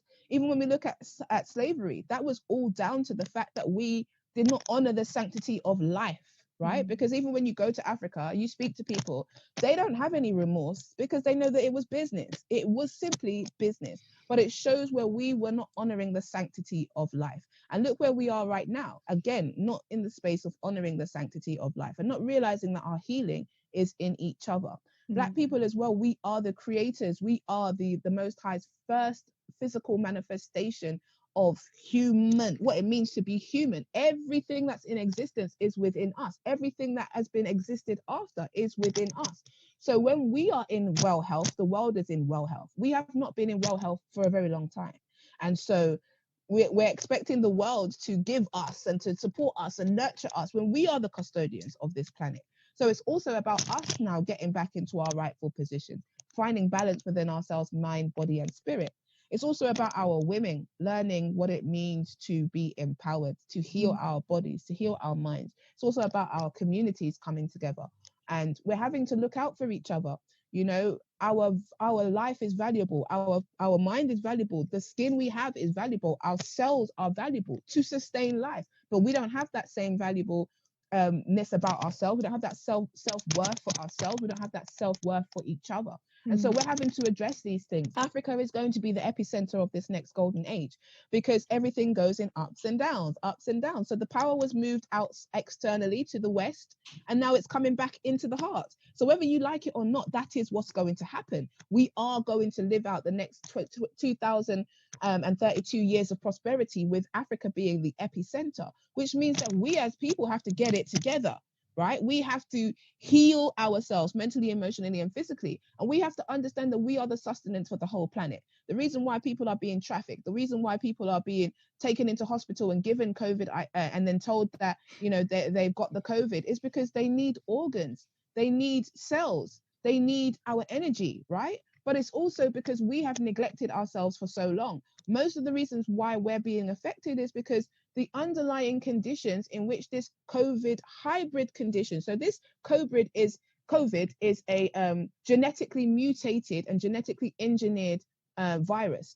Coronavirus is a natural occurring virus. It occurs in dogs, it occurs in humans. It's a natural occurring type of virus. But what they have done is they've combined this virus and genetically modified it with things like malaria. That's why also it's affecting Black people more, because malaria also affects Black people more. However, it also affects vital organs which we have to be aware of. The lungs, the heart, the liver, the kidneys, the pancreas, all areas within Black people that are traditionally compromised. We have a lot of people in our community with respiratory conditions. We have a lot of people in our communities with kidney problems, with liver problems. And these are all connected to suppressed emotional trauma that has not been released. When you are anxietized, your chest becomes tight. When you are not living in alignment with your truth, you develop heart disease. Do you understand what I mean? We don't purge our emotions, so you develop liver and kidney disease. We also self-medicate through drugs and alcohol. So all of these have weakened those particular organs, which at this time need to be raised in vibration so that we can be vibrating at optimal frequency. You'll find that a lot of people are transitioning as well because their bodies cannot maintain the frequency required to live in this next stage of being. The 5G is also showing us that the frequency of the planet is raising. So we have to raise in alignment with that. So some of the people that are transitioning have chosen on a soul level to transition also because their light is best utilized in the spirit, because the flesh can no longer hold the frequency. So we are in a shifting time, and we are in a time of transformation and transition. But this is also what our ancestors went through. Many of us who are here right now have been here before. We've been here through these transitions. If you look at the Aztec culture, they apparently disappeared off of the planet. No, they didn't. They spiritually ascended. They vibrated at a certain frequency and had achieved all of their soul lessons as a collective and community. And so we're now living on a different level of consciousness, which is beyond our physical spectrum of being able to see. Same like our guides, our ancestors, all exist within this same space, but they're outside of our physical spectrum of light. So this ascension has been happening many times before, and a lot of us are receiving information from galactic consciousness. People are talking about aliens and ETs and all of these things, and the best way to align with that energy is just to understand that we are not alone in the universe, and we never have been. But at the same time, if you look in our history, you'll always see that we've had connections with mythological beings. We've always had connections with, fairies and elementals. But if you look at the stories, you'll also see that there was a time when we became so dense in our vibration that they had to come away from us, that we were disconnected from the spiritual realms. That was also the same time in which iron came in, and that was also the time that war came in. So this is where you see that we de-evolved in consciousness, and the vibrational frequency that we were at was one of war and carnage, which is all connected to the root chakra and the reptilian brain. So we've been experiencing ourselves in that realm, and now it's time to ascend. It's time to move beyond that experience. It's time to expand, and we are moving into what's called the heart chakra. I liken it to our chakra systems. So basically your lower three chakras are all connected to you as a person and your personal experience. You have your root chakra, which is all about your survival instincts. You're feeling home in your body and on this planet. Then you've got your sacral chakra, which is all about your creativity, your sexual energy, and where your soul resides. Then you have your solar plexus, which is all about your willpower, your determination, your focus, and your drive. Those three chakras are all connected to you as a person. But when you now start getting into the heart is the bridge. The heart is about how you connect with other people. The heart is about how you express yourself, and the heart is governed by love. But the thing about love that we don't understand is love is not a quality that we can choose to have. It is a force, an impenetrable force, an indestructible force. And love lives for what is right and does what is right. It doesn't think about what the mind thinks about whether I should do this now or I shouldn't do that, or should I say the truth because it's this person or no. It is the truth. And so in order for us to enter into that space, to be able to live a life of resonant truth where we're able to feel each other's energy, we have to master the lower self. And the lower self is those lower three chakras. It is your fears and your insecurities. It is your sexual energy and your ability to manifest and your creativity. It is your willpower and how you drive yourself and how you activate that God self into this reality. And so the ascension is happening on all levels. It's happening within ourselves. It's happening within our reality. It's happening in the heavens. And it's an opportunity for us to experience more. So everything that we're experiencing right now is just like the consolidation of all of the learning and experiences that we've had that are going to allow us the space, the understanding to now move into this next reality and co-create it together, because we don't realize that we're always co-creating our realities. We are subscribing to the theme of our reality, and it's called sensus reality, right? So if 51% of the collective believe in the positive effects of this awakening, that sets the precedence for the whole of humanity. So that's another reason why we're seeing a lot of these false flag attempts at the government and different organizations to keep people in the vibration of fear. Because if you're in the vibration of fear, you cannot ascend. And what you do is you allow yourself to be open now on this fourth dimensional space that we're moving into, where all of the shadows live, where all of the negative spirit lives, where fear lives. And you have to learn to master that in order to get into the heart and get into the light and to step into your power and your truth. And the way that you move through this ascension is through healing your shadow. That fourth dimension is your shadow. And that's why there's a focus on us healing our shadows, because that's what allows us to get into the light. That's what our ancestors didn't get to do. That's why they were using obeah and all of these things, because they didn't know how, they didn't get into the heart yet. They're still mastering the lower self that thinks that something can be taken away from it. That doesn't understand the laws of the universe. When I teach people, especially women, about magic and spirituality and majesty, I don't speak about it from a perspective of doing rituals and hoping that something's going to happen. I don't deal with wishing magic. I help people to understand the magnetic nature of their own energy and how it correlates and corresponds with everything that is. And the magic comes from being able to master that connection, to be able to know that you are part of everything and everything is in you, and to work with those energies. And that's what I bring back to our people, because that is our original spirituality. That is nature, which I call nature. It is nature. We are nature, and nature is part of us. And so by us learning these indigenous cultures, and you've seen this a reawakening taking place, we're rearming ourselves with the tools that allow us to be the masters and the gods in this reality, not just for ourselves, but for each other. So this awakening is a positive thing. This shift that we're going through right now is a positive thing.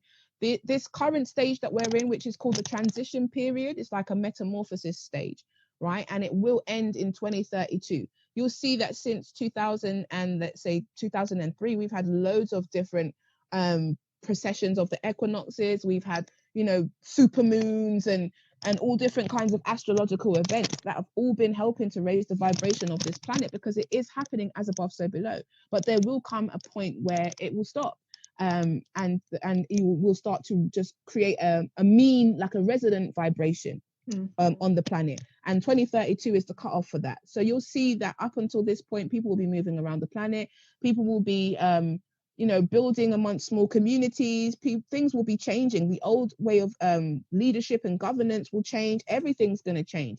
And we're in that period of transformation right now. And so everything that we're going through right now is preparing us for that. And as I speak to you, my eyes is just being drawn to a DVD cover, which is of 2012, the 2012 movie. And I don't know if you remember, but at the end of that movie, after all of the destruction, when they were looking for the new world was in Africa. That's why Wakanda and all of these things, because that is the heart of this planet.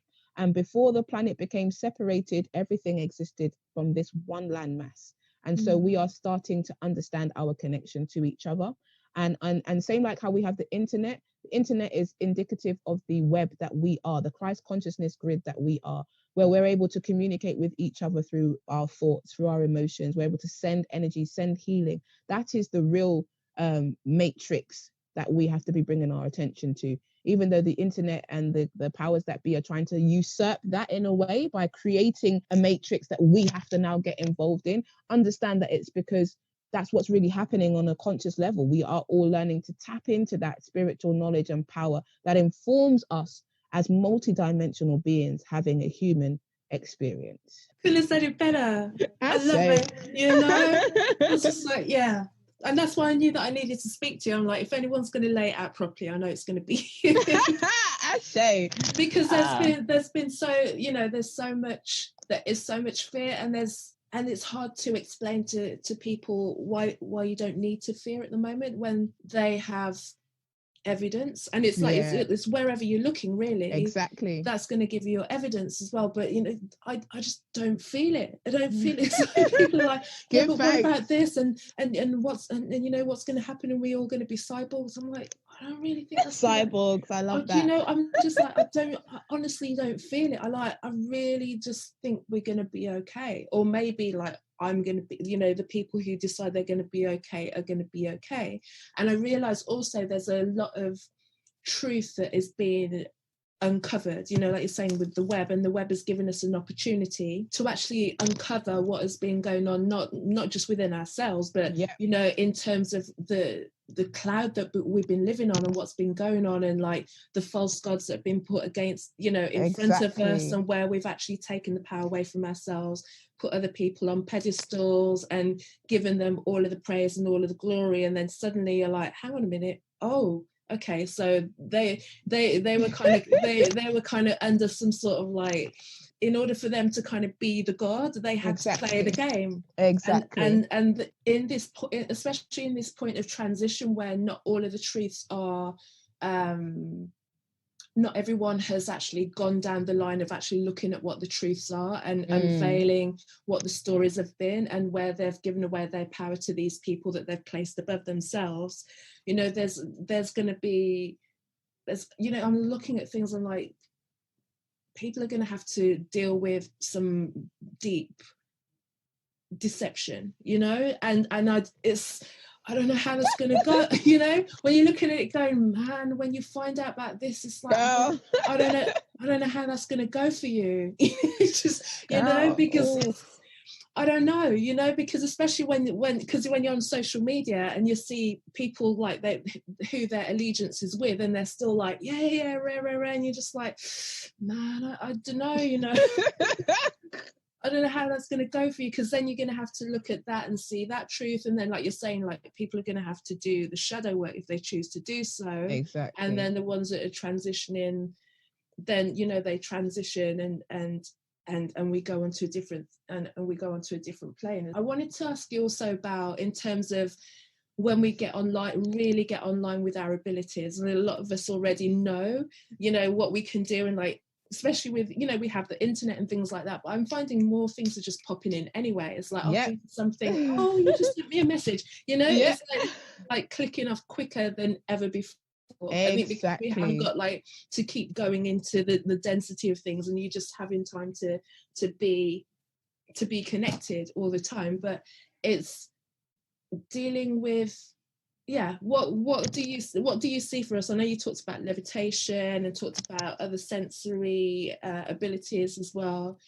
What else do you know? I've heard some things about technologies. I'm like, really? Oh, that's so good. You know? I mean, there is a whole load. It's so funny because if you look at Demolition Man, the movie, I don't watch a lot of movies, but when I do watch movies, they're very poignant. And in Demolition Man, it showed you basically this life that we're living in right now, where we're not talking to each other, we're not touching each other, we're dealing with each other from a distance. You know, where we're able to download information to our minds by doing online courses and all these things. And so there's more to come. I mean, part of what's gonna happen, or what is part of our journey, is this fusing of technology and humanity. You're seeing a bit of it with, you know, the imposition of the chip, and you're seeing it a lot more with people who are having pacemakers and things like this fitted. You can see that more and more there is this merging of human and robots, and that is going to be part of the theme, because with everything there is polarity, right? So really that's showing you that you are the divine technology.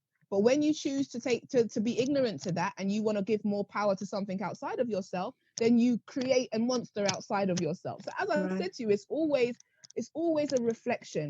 For us, the journey starts with getting deeper connected with who we are. So that's why we have to do the shadow work and all of these things, because it starts to lighten our vibration and our sensitivity. We see a lot more people who are empaths these days, who are very sensitive. And so just because of their nature, they're having to learn more about what that means and how they communicate.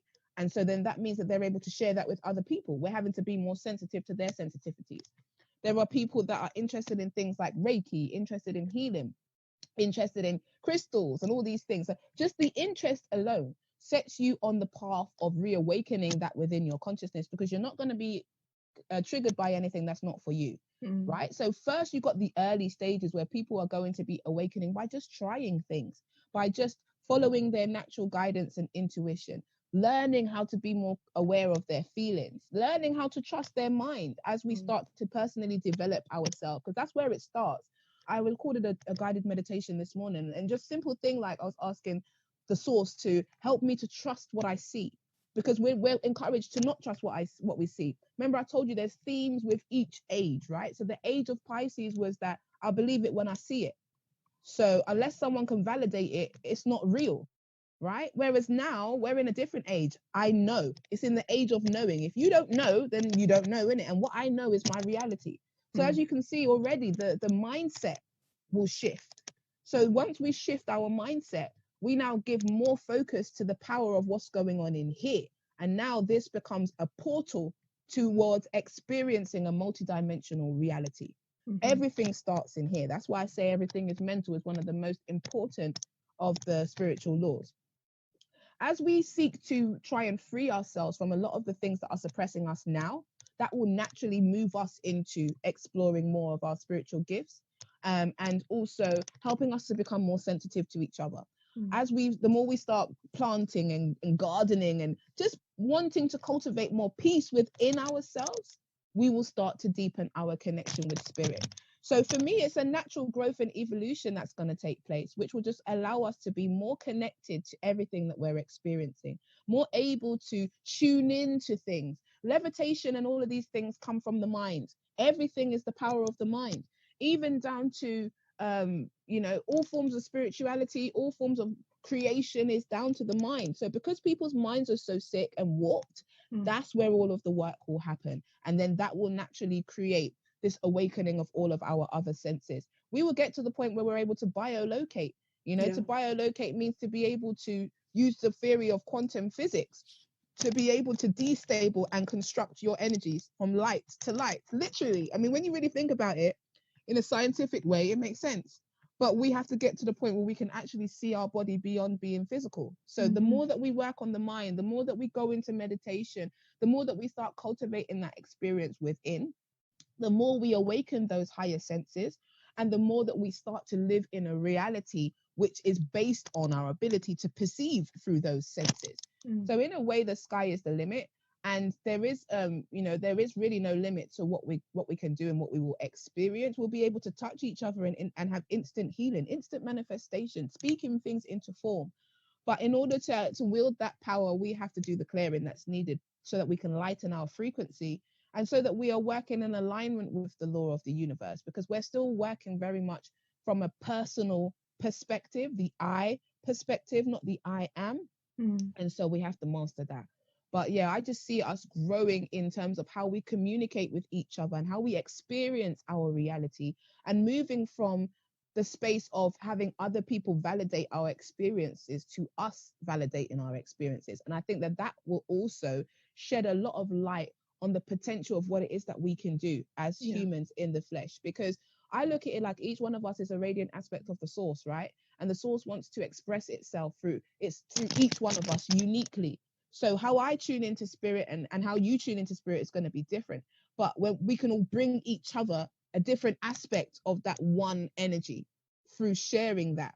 And what I experience will be different, and will be different to how you experience yours, but ultimately will be the same information, the same journey, the same knowledge. So that's how I believe that it will go. I'm excited, but one thing I do feel like is important is, in order for us to vibrate on that frequency where we actually know each other's thoughts, we know each other's feelings, we have to get into a space where we're not holding people hostage in our minds. We have to get to a place where we can be mindful of our thoughts, that, inside of here isn't so toxic and destructive to other people that we don't actually want to connect with them on that level. And that's what's happening right now. That's why discernment is so needed. Everybody's open, everybody wants to learn, but they're also having negative experiences with people on the spiritual journey, emotional, physical. It's for a reason, because one of the things that we have to implore, which we haven't learned before, is discernment. And discernment requires you being willing to even trust in your own ability to judge whether something is right for you or not, and to be willing to stand behind that. And really, more time we're always compromising what we think is right or wrong to be PC or to be allowing, or but no, sovereignty is the time that we're moving into. And to be sovereign means to stand in your own power, to speak your own truth, To be sovereign means to be governed by your own laws, but also to respect the laws of others. And where we're being called to step into sovereignty, both on a personal level, because that's why we're going through all of these things where, you know, they could have mandatory vaccine and all these things. It's about asking you, where does your power lie and who controls your reality? And how do you reclaim that power back? Where have you given away your power without knowing? You know, and that's what that is on a personal level. Collective sovereignty is about us as humans being able to have the freedom to live out our true experience, you know, and experience who it is that we are. And so it means that we're going to have to learn to take responsibility for who we are in order to be able to action and activate that sovereignty. So I just see a lot of expansion and a lot of opportunities for us to get deeper connected and to just experience what it feels like to be here, but in a different way, you know, like bigger. And I'm looking forward to that.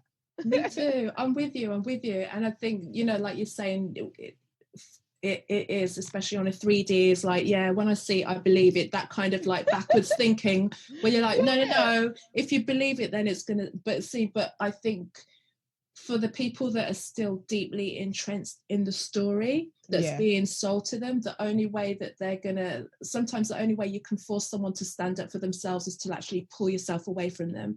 So they're going to have to develop, something is going to have to happen in order for them to develop a deep mistrust in where they put their faith. Exactly. Because like people, you know, so some of us have gone like, this is bullshit. And what I'm finding is, the more that I kind of keep myself in that 5D space, like anytime I do look at any of the mainstream stuff, it's like a joke. You can like see between the lines, like, come on now, like, look, it's like, it's literally, why can't anyone see that the play? It's a play. It's the biggest story ever told. But if you're in it and you're not looking, and if you're not looking any wider than that one story, then that's going to look like all that it is. Exactly. So until people can really see that the emperor's got no clothes, that Santa doesn't exist, that you know that like Superman's not going to come and save them, and then they're like, okay, that's when it will turn around and they start waking up to themselves, if that's what they choose, if that's what they came here to do. You know, maybe they came here to just experience that 3D and then, you know, come back and do another thing. Who knows? Exactly. We're all part of the shift in our own different way. You know, some of us have come to be here for the long haul. Some of us have come to show other people what not to do. So we all have to just acknowledge our own part in the journey. And what I've realized as well is everything is frequency. Everything is frequency. Like you tune in on the old TVs that they used to have, where you used to have to turn the knob and then you get the channel, but anything outside of there is white noise. That's what we have to understand, that people are going to be tuning into whatever it is that they choose to tune into, and they won't hear anything else. Everything else will be white noise. We can only lead by example. We can only keep sharing our light. Even when this pandemic first started, I was spending like all of my days just sending all of this loving energy out, doing videos. And I mean, I just felt full of joy and full of light. But then, like, by the third week, I was plagued by all of this negative energy. And I didn't realize it was all of the thoughts and fears of other people.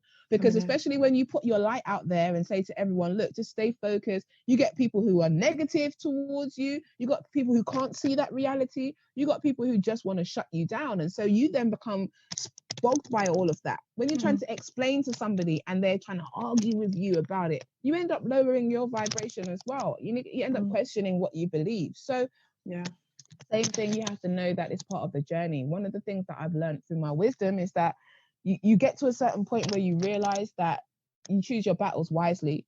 People don't need saving, and sometimes you can waste your time and end up killing yourself trying to save the next person, whereas at the end of the day there is only you. There is only you. Even though you can see other people, there is only you. So you can only help somebody once you've helped yourself, and sometimes people don't want to be helped. You have to just acknowledge and accept that. I'm learning to acknowledge and accept that, because I realize that it's more important for me to maintain my frequency, because energy can only be raised and changed from something that's from a higher vibrational frequency. So if I lower my vibration, I can't help anybody. If I keep my vibration high and keep it raised, then I can help everybody else to vibrate upwards. And so we just have to be in our own space and doing what we need to do, but also acknowledging that there's going to be days where we're going to feel like crap. Like that was happening to me last week. And I have this part of me that always wants to be happy and always wants to be on it. But you learn so much when you allow yourself to be in your shadow. You learn so much, because I learned about all of the different ways in which I give away my power. And one of them is not being balanced, is giving too much and not receiving, and even giving myself time to replenish. So we also have to just be willing to take each moment for what it is and appreciate the presentness of each moment. When I asked God, what should I be focusing on? What should I be doing right now? God said to me, look, you're always asking that. You're always asking. Why don't you just be? Just be okay with being. Just be okay with feeling. Just be okay with being in this moment. And so that sometimes is the remedy to get past. Even sometimes we want to show people, because what I see a lot right now is a lot of information being spread, and sometimes it can be an overload. We're in the age of information, right? The age of Aquarius. If you look at the zodiac symbol for the age of Aquarius, it's a water bearer pouring over a water cup. Yeah. Which means that all of this water represents the knowledge. If there's no way of stemming that flow, you're going to drown. You don't have any way of deciphering what's the right knowledge for you, what's the wrong knowledge for you. You're not giving yourself a time to drink it so that you can be nourished. That's exactly what's happening right now. So that age of information can kill you as well if you're not willing to discern, and if you're not willing to still ingest the information and think about, okay, is this right for me? Is this not right for me? Does this resonate? Is it true for me? And then be willing to put it out. And I think that's the part that people are learning what to do. It's an opportunity now for people to get into critical thinking as well. Yes. Because before, we don't get taught critical thinking. Like you were saying before, when you were talking about being a child and staying in with that connection in spirit, I've seen so many children born around me that I've seen the light just go out of them as they've gone through the system. So this is an opportunity for us where people are like, oh my God, I'm being bombarded. There's so much information. I'm like, we should be grateful. There's so much information, because you take it all in and then you see what seems right for you. And then you create you can choose a reality based on all the bits of information that you have. It's like, you can go down the dark. You want to go down that rabbit hole and that be your reality, then there it is. Or you can sit in the center and just be aware of all of the things. Exactly. Or you can just turn on the television and that can be your story. I think it's an opportunity the most creative opportunity that we have is just opening the message out for people to go, listen, the opportunity is greater than we've ever known it, because things is so clear. It's clearer than I've ever seen it in my entire life. The truth. Ashe. And when you can see it like that, it helps.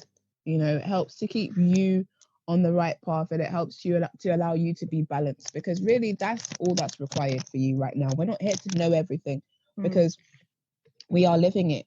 But when you can keep balance, when you can be in a space where you can be present, it just helps, because the worst thing is panic and fear. That for me is just, it's not a vibration that I like to reside in, because it makes me feel uncomfortable. So if I can't control something, I will sit and just wait for my spirit to show me what it is that I need to know. And we as people need to start being more like that. We need to start functioning more like that and trusting the inner guidance that we get. And I believe that we will see that, especially in our community as well, because the spirituality is required for us to do the healing that we need to step into this next stage. And even just moving through that path of spirituality, we still have to meet our shadow, because our spirituality doesn't have one face, but it has one essence. And the ancestral mothers connect us back to that essence, that true essence. So yeah, that's what I see coming for us next as well, a rebirth and a reawakening into our spirituality, because it's important to life. The reason why people experience so much rubbish is because they don't know who they are, and because they don't know that they are a spirit having a human experience, and they don't know how to navigate these experiences. So yeah, give thanks for the awakening, hey? I know, amazing. Well, we've been waiting for this thousands of years. So girl, yes, we have. It's time. Yeah. So let me ask you these Her Conversations questions anyway. Yeah. So the first one is, what is the best piece of advice a woman has ever given to you? It's to speak my truth and to know that I have something valuable to share. Yeah, well, as I spoke to you about before, when I was shut down quite a lot as a child, and I didn't feel like my voice was worthy to be heard. And I still work on that quite a lot. You wouldn't think so, but I have issues sometimes, anxiety issues when it comes to going live and things like that, because I've always been seen as the outcast or the weird one who speaks all of this great stuff and everybody loves it and everyone likes to be around her energy, but she's just weird. Do you know what I mean? So I'm actually getting to love myself a lot more and be comfortable with the me that I am. But that piece of guidance to basically just always speak my truth and know that I'm worthy to be heard was very, very powerful for me. Beautiful. And I actually collect the weird ones. They're the people that I like. Hello. The weird one, as a fellow weird one, like, yes, girl. Weird ones are my favorite. Because I understand. Yeah, I mean, I learned that we have a specific purpose. The black sheep are the light workers. They are the healers. You can't be a healer without going through some shit. You cannot be a healer without going through trauma and transforming that energy. So you have to know what it feels like to be an outcast. You have to know what it feels like to be trapped in your own reality, because now we're the ones, especially in this new age time, that can help other people through their own Maya and illusion. So I think, we're in a good club right now. Yeah, so everyone, they'll want to be in our club soon. You'll see. Oh, so which woman would you say represents higher energetic resonance to you? Well, for me, it's really funny because for a while I couldn't see myself in anyone. I found it difficult to try and find a woman out there who I respected, because I would give over so much love and appreciation to people, and then I'd feel it not being reciprocated, and so that would make me feel like, as much as I loved other women and I appreciated them, that there was something that they didn't appreciate about me. But recently there's been a woman that's come on my journey, and her name is Dr. Awakener. She is the former ambassador of the African Union. And the reason why I really admire her is that, for once, I can see myself. I can see the future of who I am and who I want to be.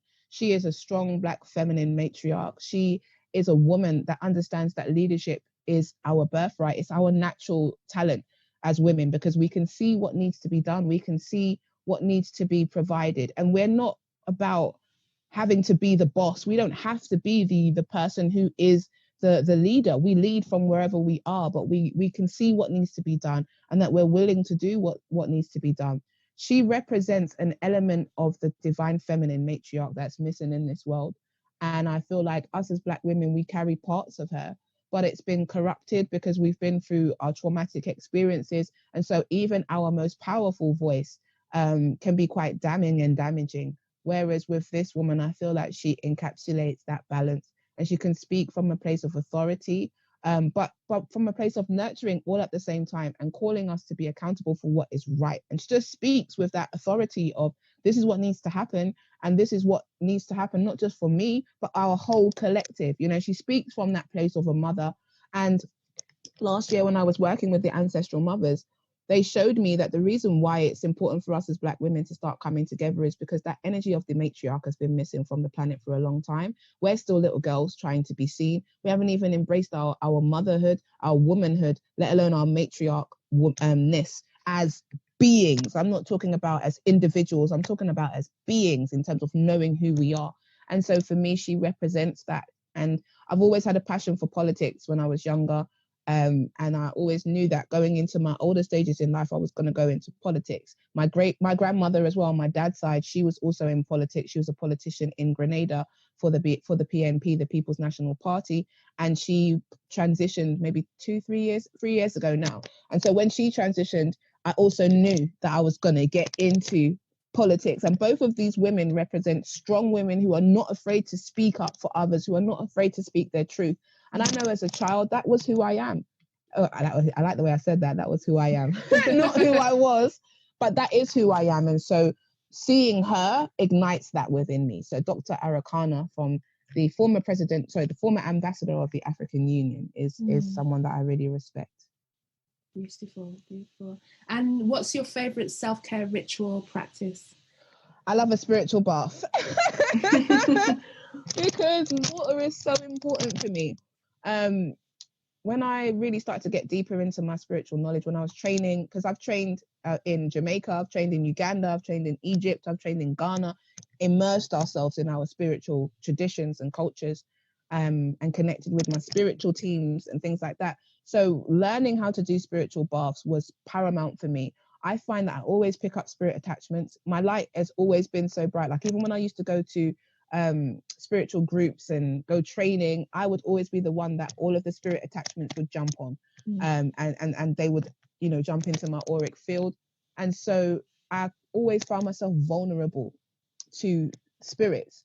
But with water, with learning how to do the spiritual baths, before I get into a spiritual bath, I say, He leadeth me beside the still waters, He restoreth my soul.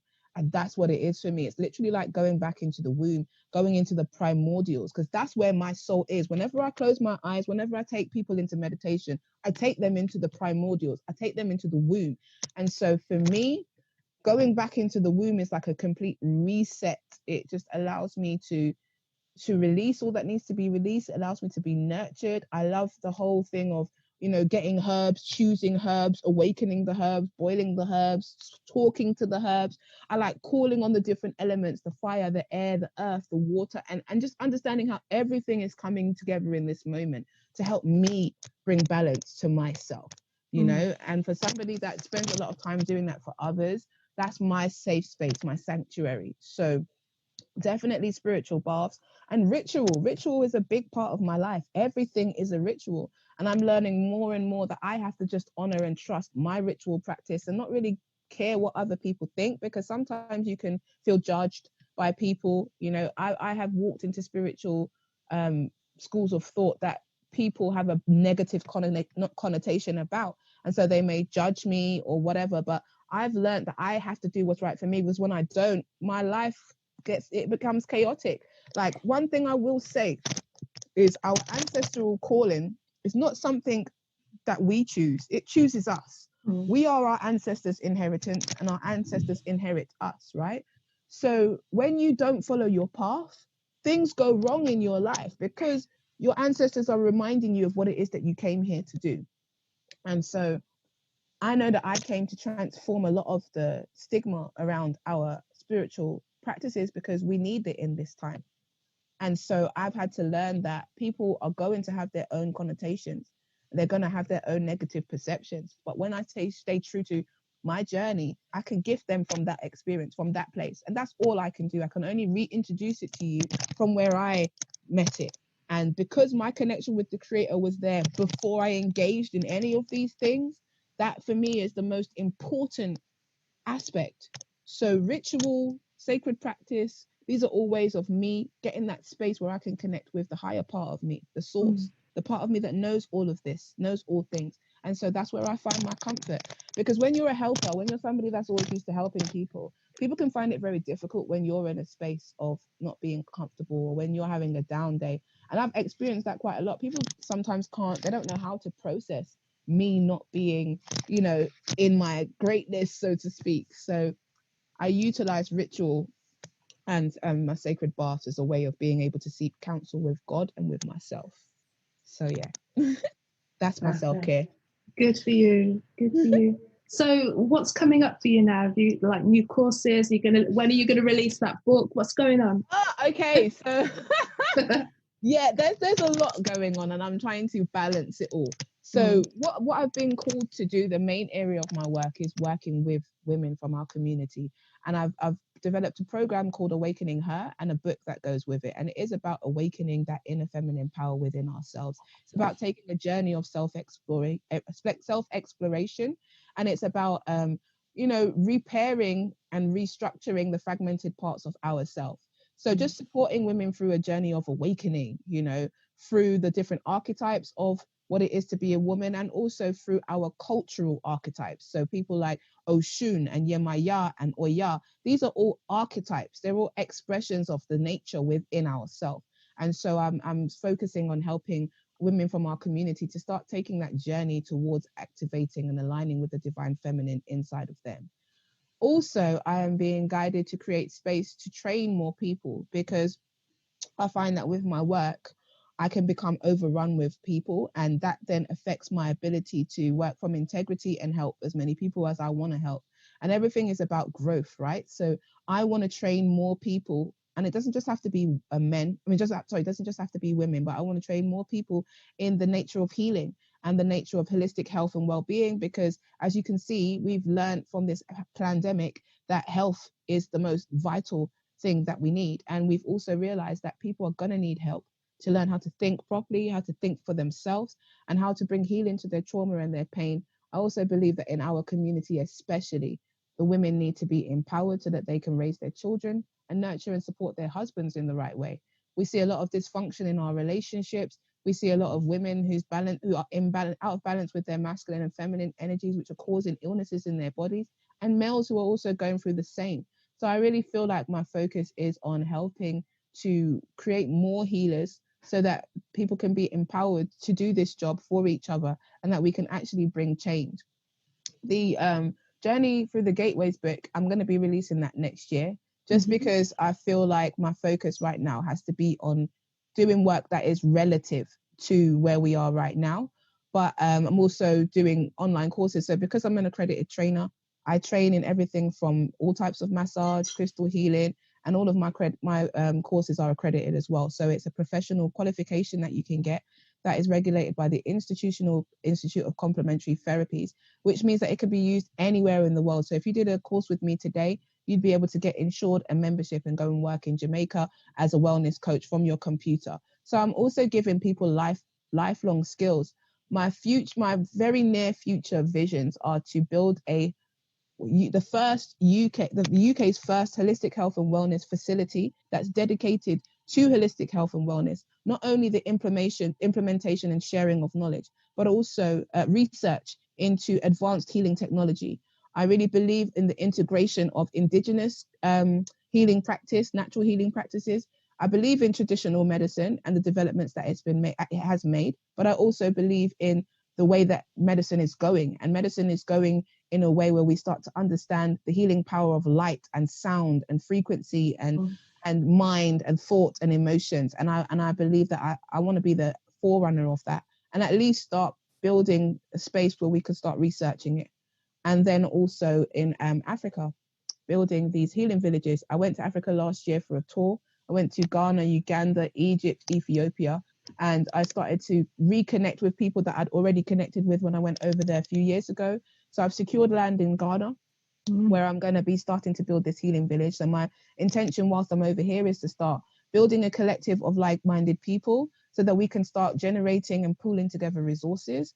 My intention is to create a space where people can come and learn how to heal, learn how to live on the planet, learn how to live in harmony with nature. We'll be a prosperous nation, so we learn about health and wealth and sustainability and soul currency, which is basically the ability to manifest any amount of wealth from using your natural talents and gifts.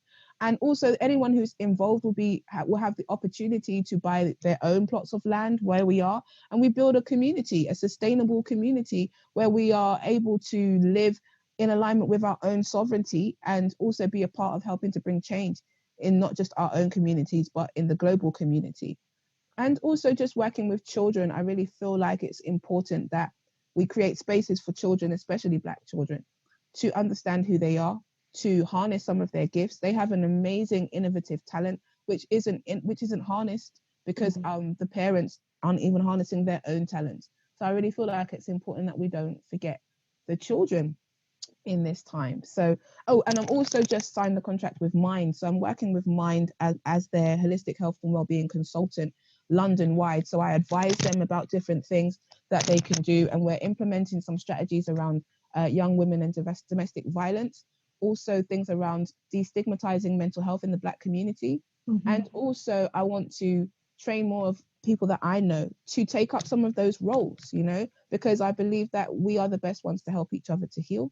And we need to start working together to build organizations that allow us to do that are for us, by us. And so I just want to share more of my knowledge, share more of my skills, and build a team of people that can go out into the world and do this work, because it's time. And as I said, we've still got a transitionary period to go.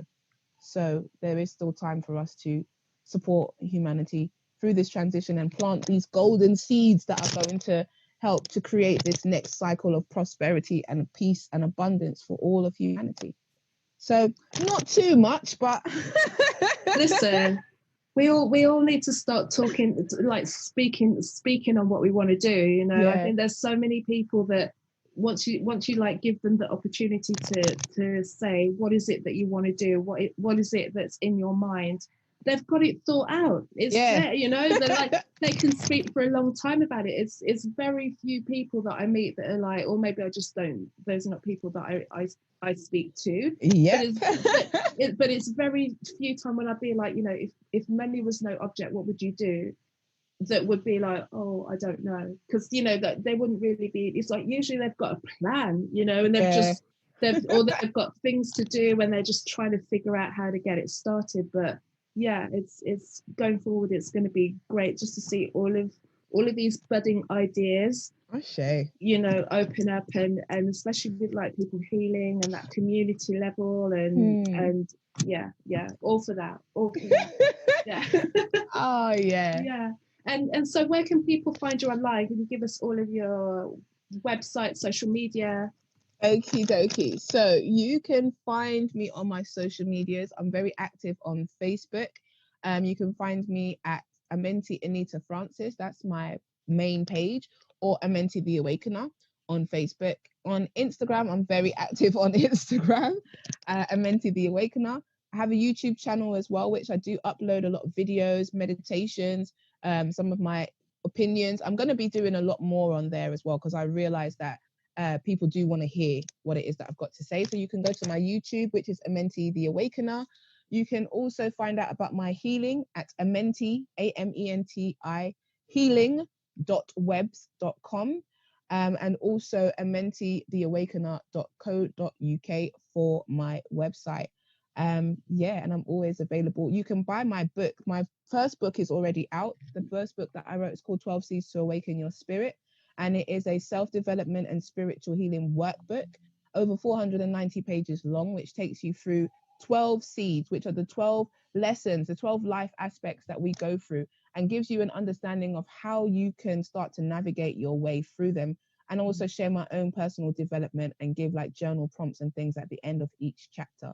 And it includes topics such as how to turn your pain into your power, how to learn to cope with change, how to understand love and what love really is, which talks a bit more about your love styles, your love languages, and the power of love, the healing power of love. It talks about spirituality as well and how to cultivate spiritual practice. And there's also an online course that goes with that as well, which is available on Teachable. That is the 12 Seeds to Awaken Your Spirit online course. So yeah, that is me. And so it should be. Ashe. Let's not apologize for that. It's been so amazing to speak to you. Honestly, there's so many other questions that I could ask you, but this would be like a 5-hour one. I can imagine. Here we go. But like for you know, for the time being, I just want to say thank you. And like I said, I knew that I just needed to speak to you right now in this moment and put it out like ASAP, because like we're just in the middle of this kind of a new thing, but it's like the beginning of a new thing. And I think I don't know, I just think people need to hear more people speaking about the excitement and the possibility of what is to come, because that's the way that I feel about it. It's not you know, I don't know, I just think it's like, oh my god, it's actually happening. I didn't know it would look like this, but here it is. Definitely, none of us knew what it would look like, but we are definitely thankful that it is happening. And yeah, I do want more people to understand what is happening. And so I really appreciate you creating this platform to allow people to share their stories and us women to share our stories as well. And just want to celebrate the work that you are doing, because you're living your purpose, you're living your passion. And part of that is helping to connect people and helping people's voices to be heard. So I appreciate you. And even just hearing the little bits that you shared about your story, as I've been sharing about mine, just helps me to really cherish how similar and how kindred we are, you know, in terms of as spirits, and how we all come into each other's cipher for a reason. So I'm thankful, and I look forward to actually getting to know you a bit better. That would be nice. Anytime I'm available to speak and connect. It's been great. I say, and I forgot to mention as well, I do run what's called online goddess gatherings, which is a sacred space for women. And we come together, we do yoni steaming, we do ecstatic dance, which is where we just dance to African rhythms, and just it's just all about us coming together and connecting and holding space for each other. So I'd definitely love to see you in the next one. I'll send you those details. But if anybody wants to know more about that, you can email me on Amenti the Awakener, AMENTITHEAWAKENER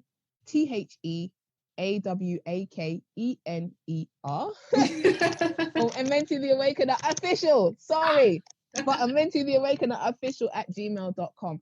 And you can also join me live every Tuesday on Omega FM radio, where I host a show called The Spiritual Awakening Show, which is on 104.1 FM on the FM dial, and also on Omega FM radio, OMEGA FM radio.co.uk.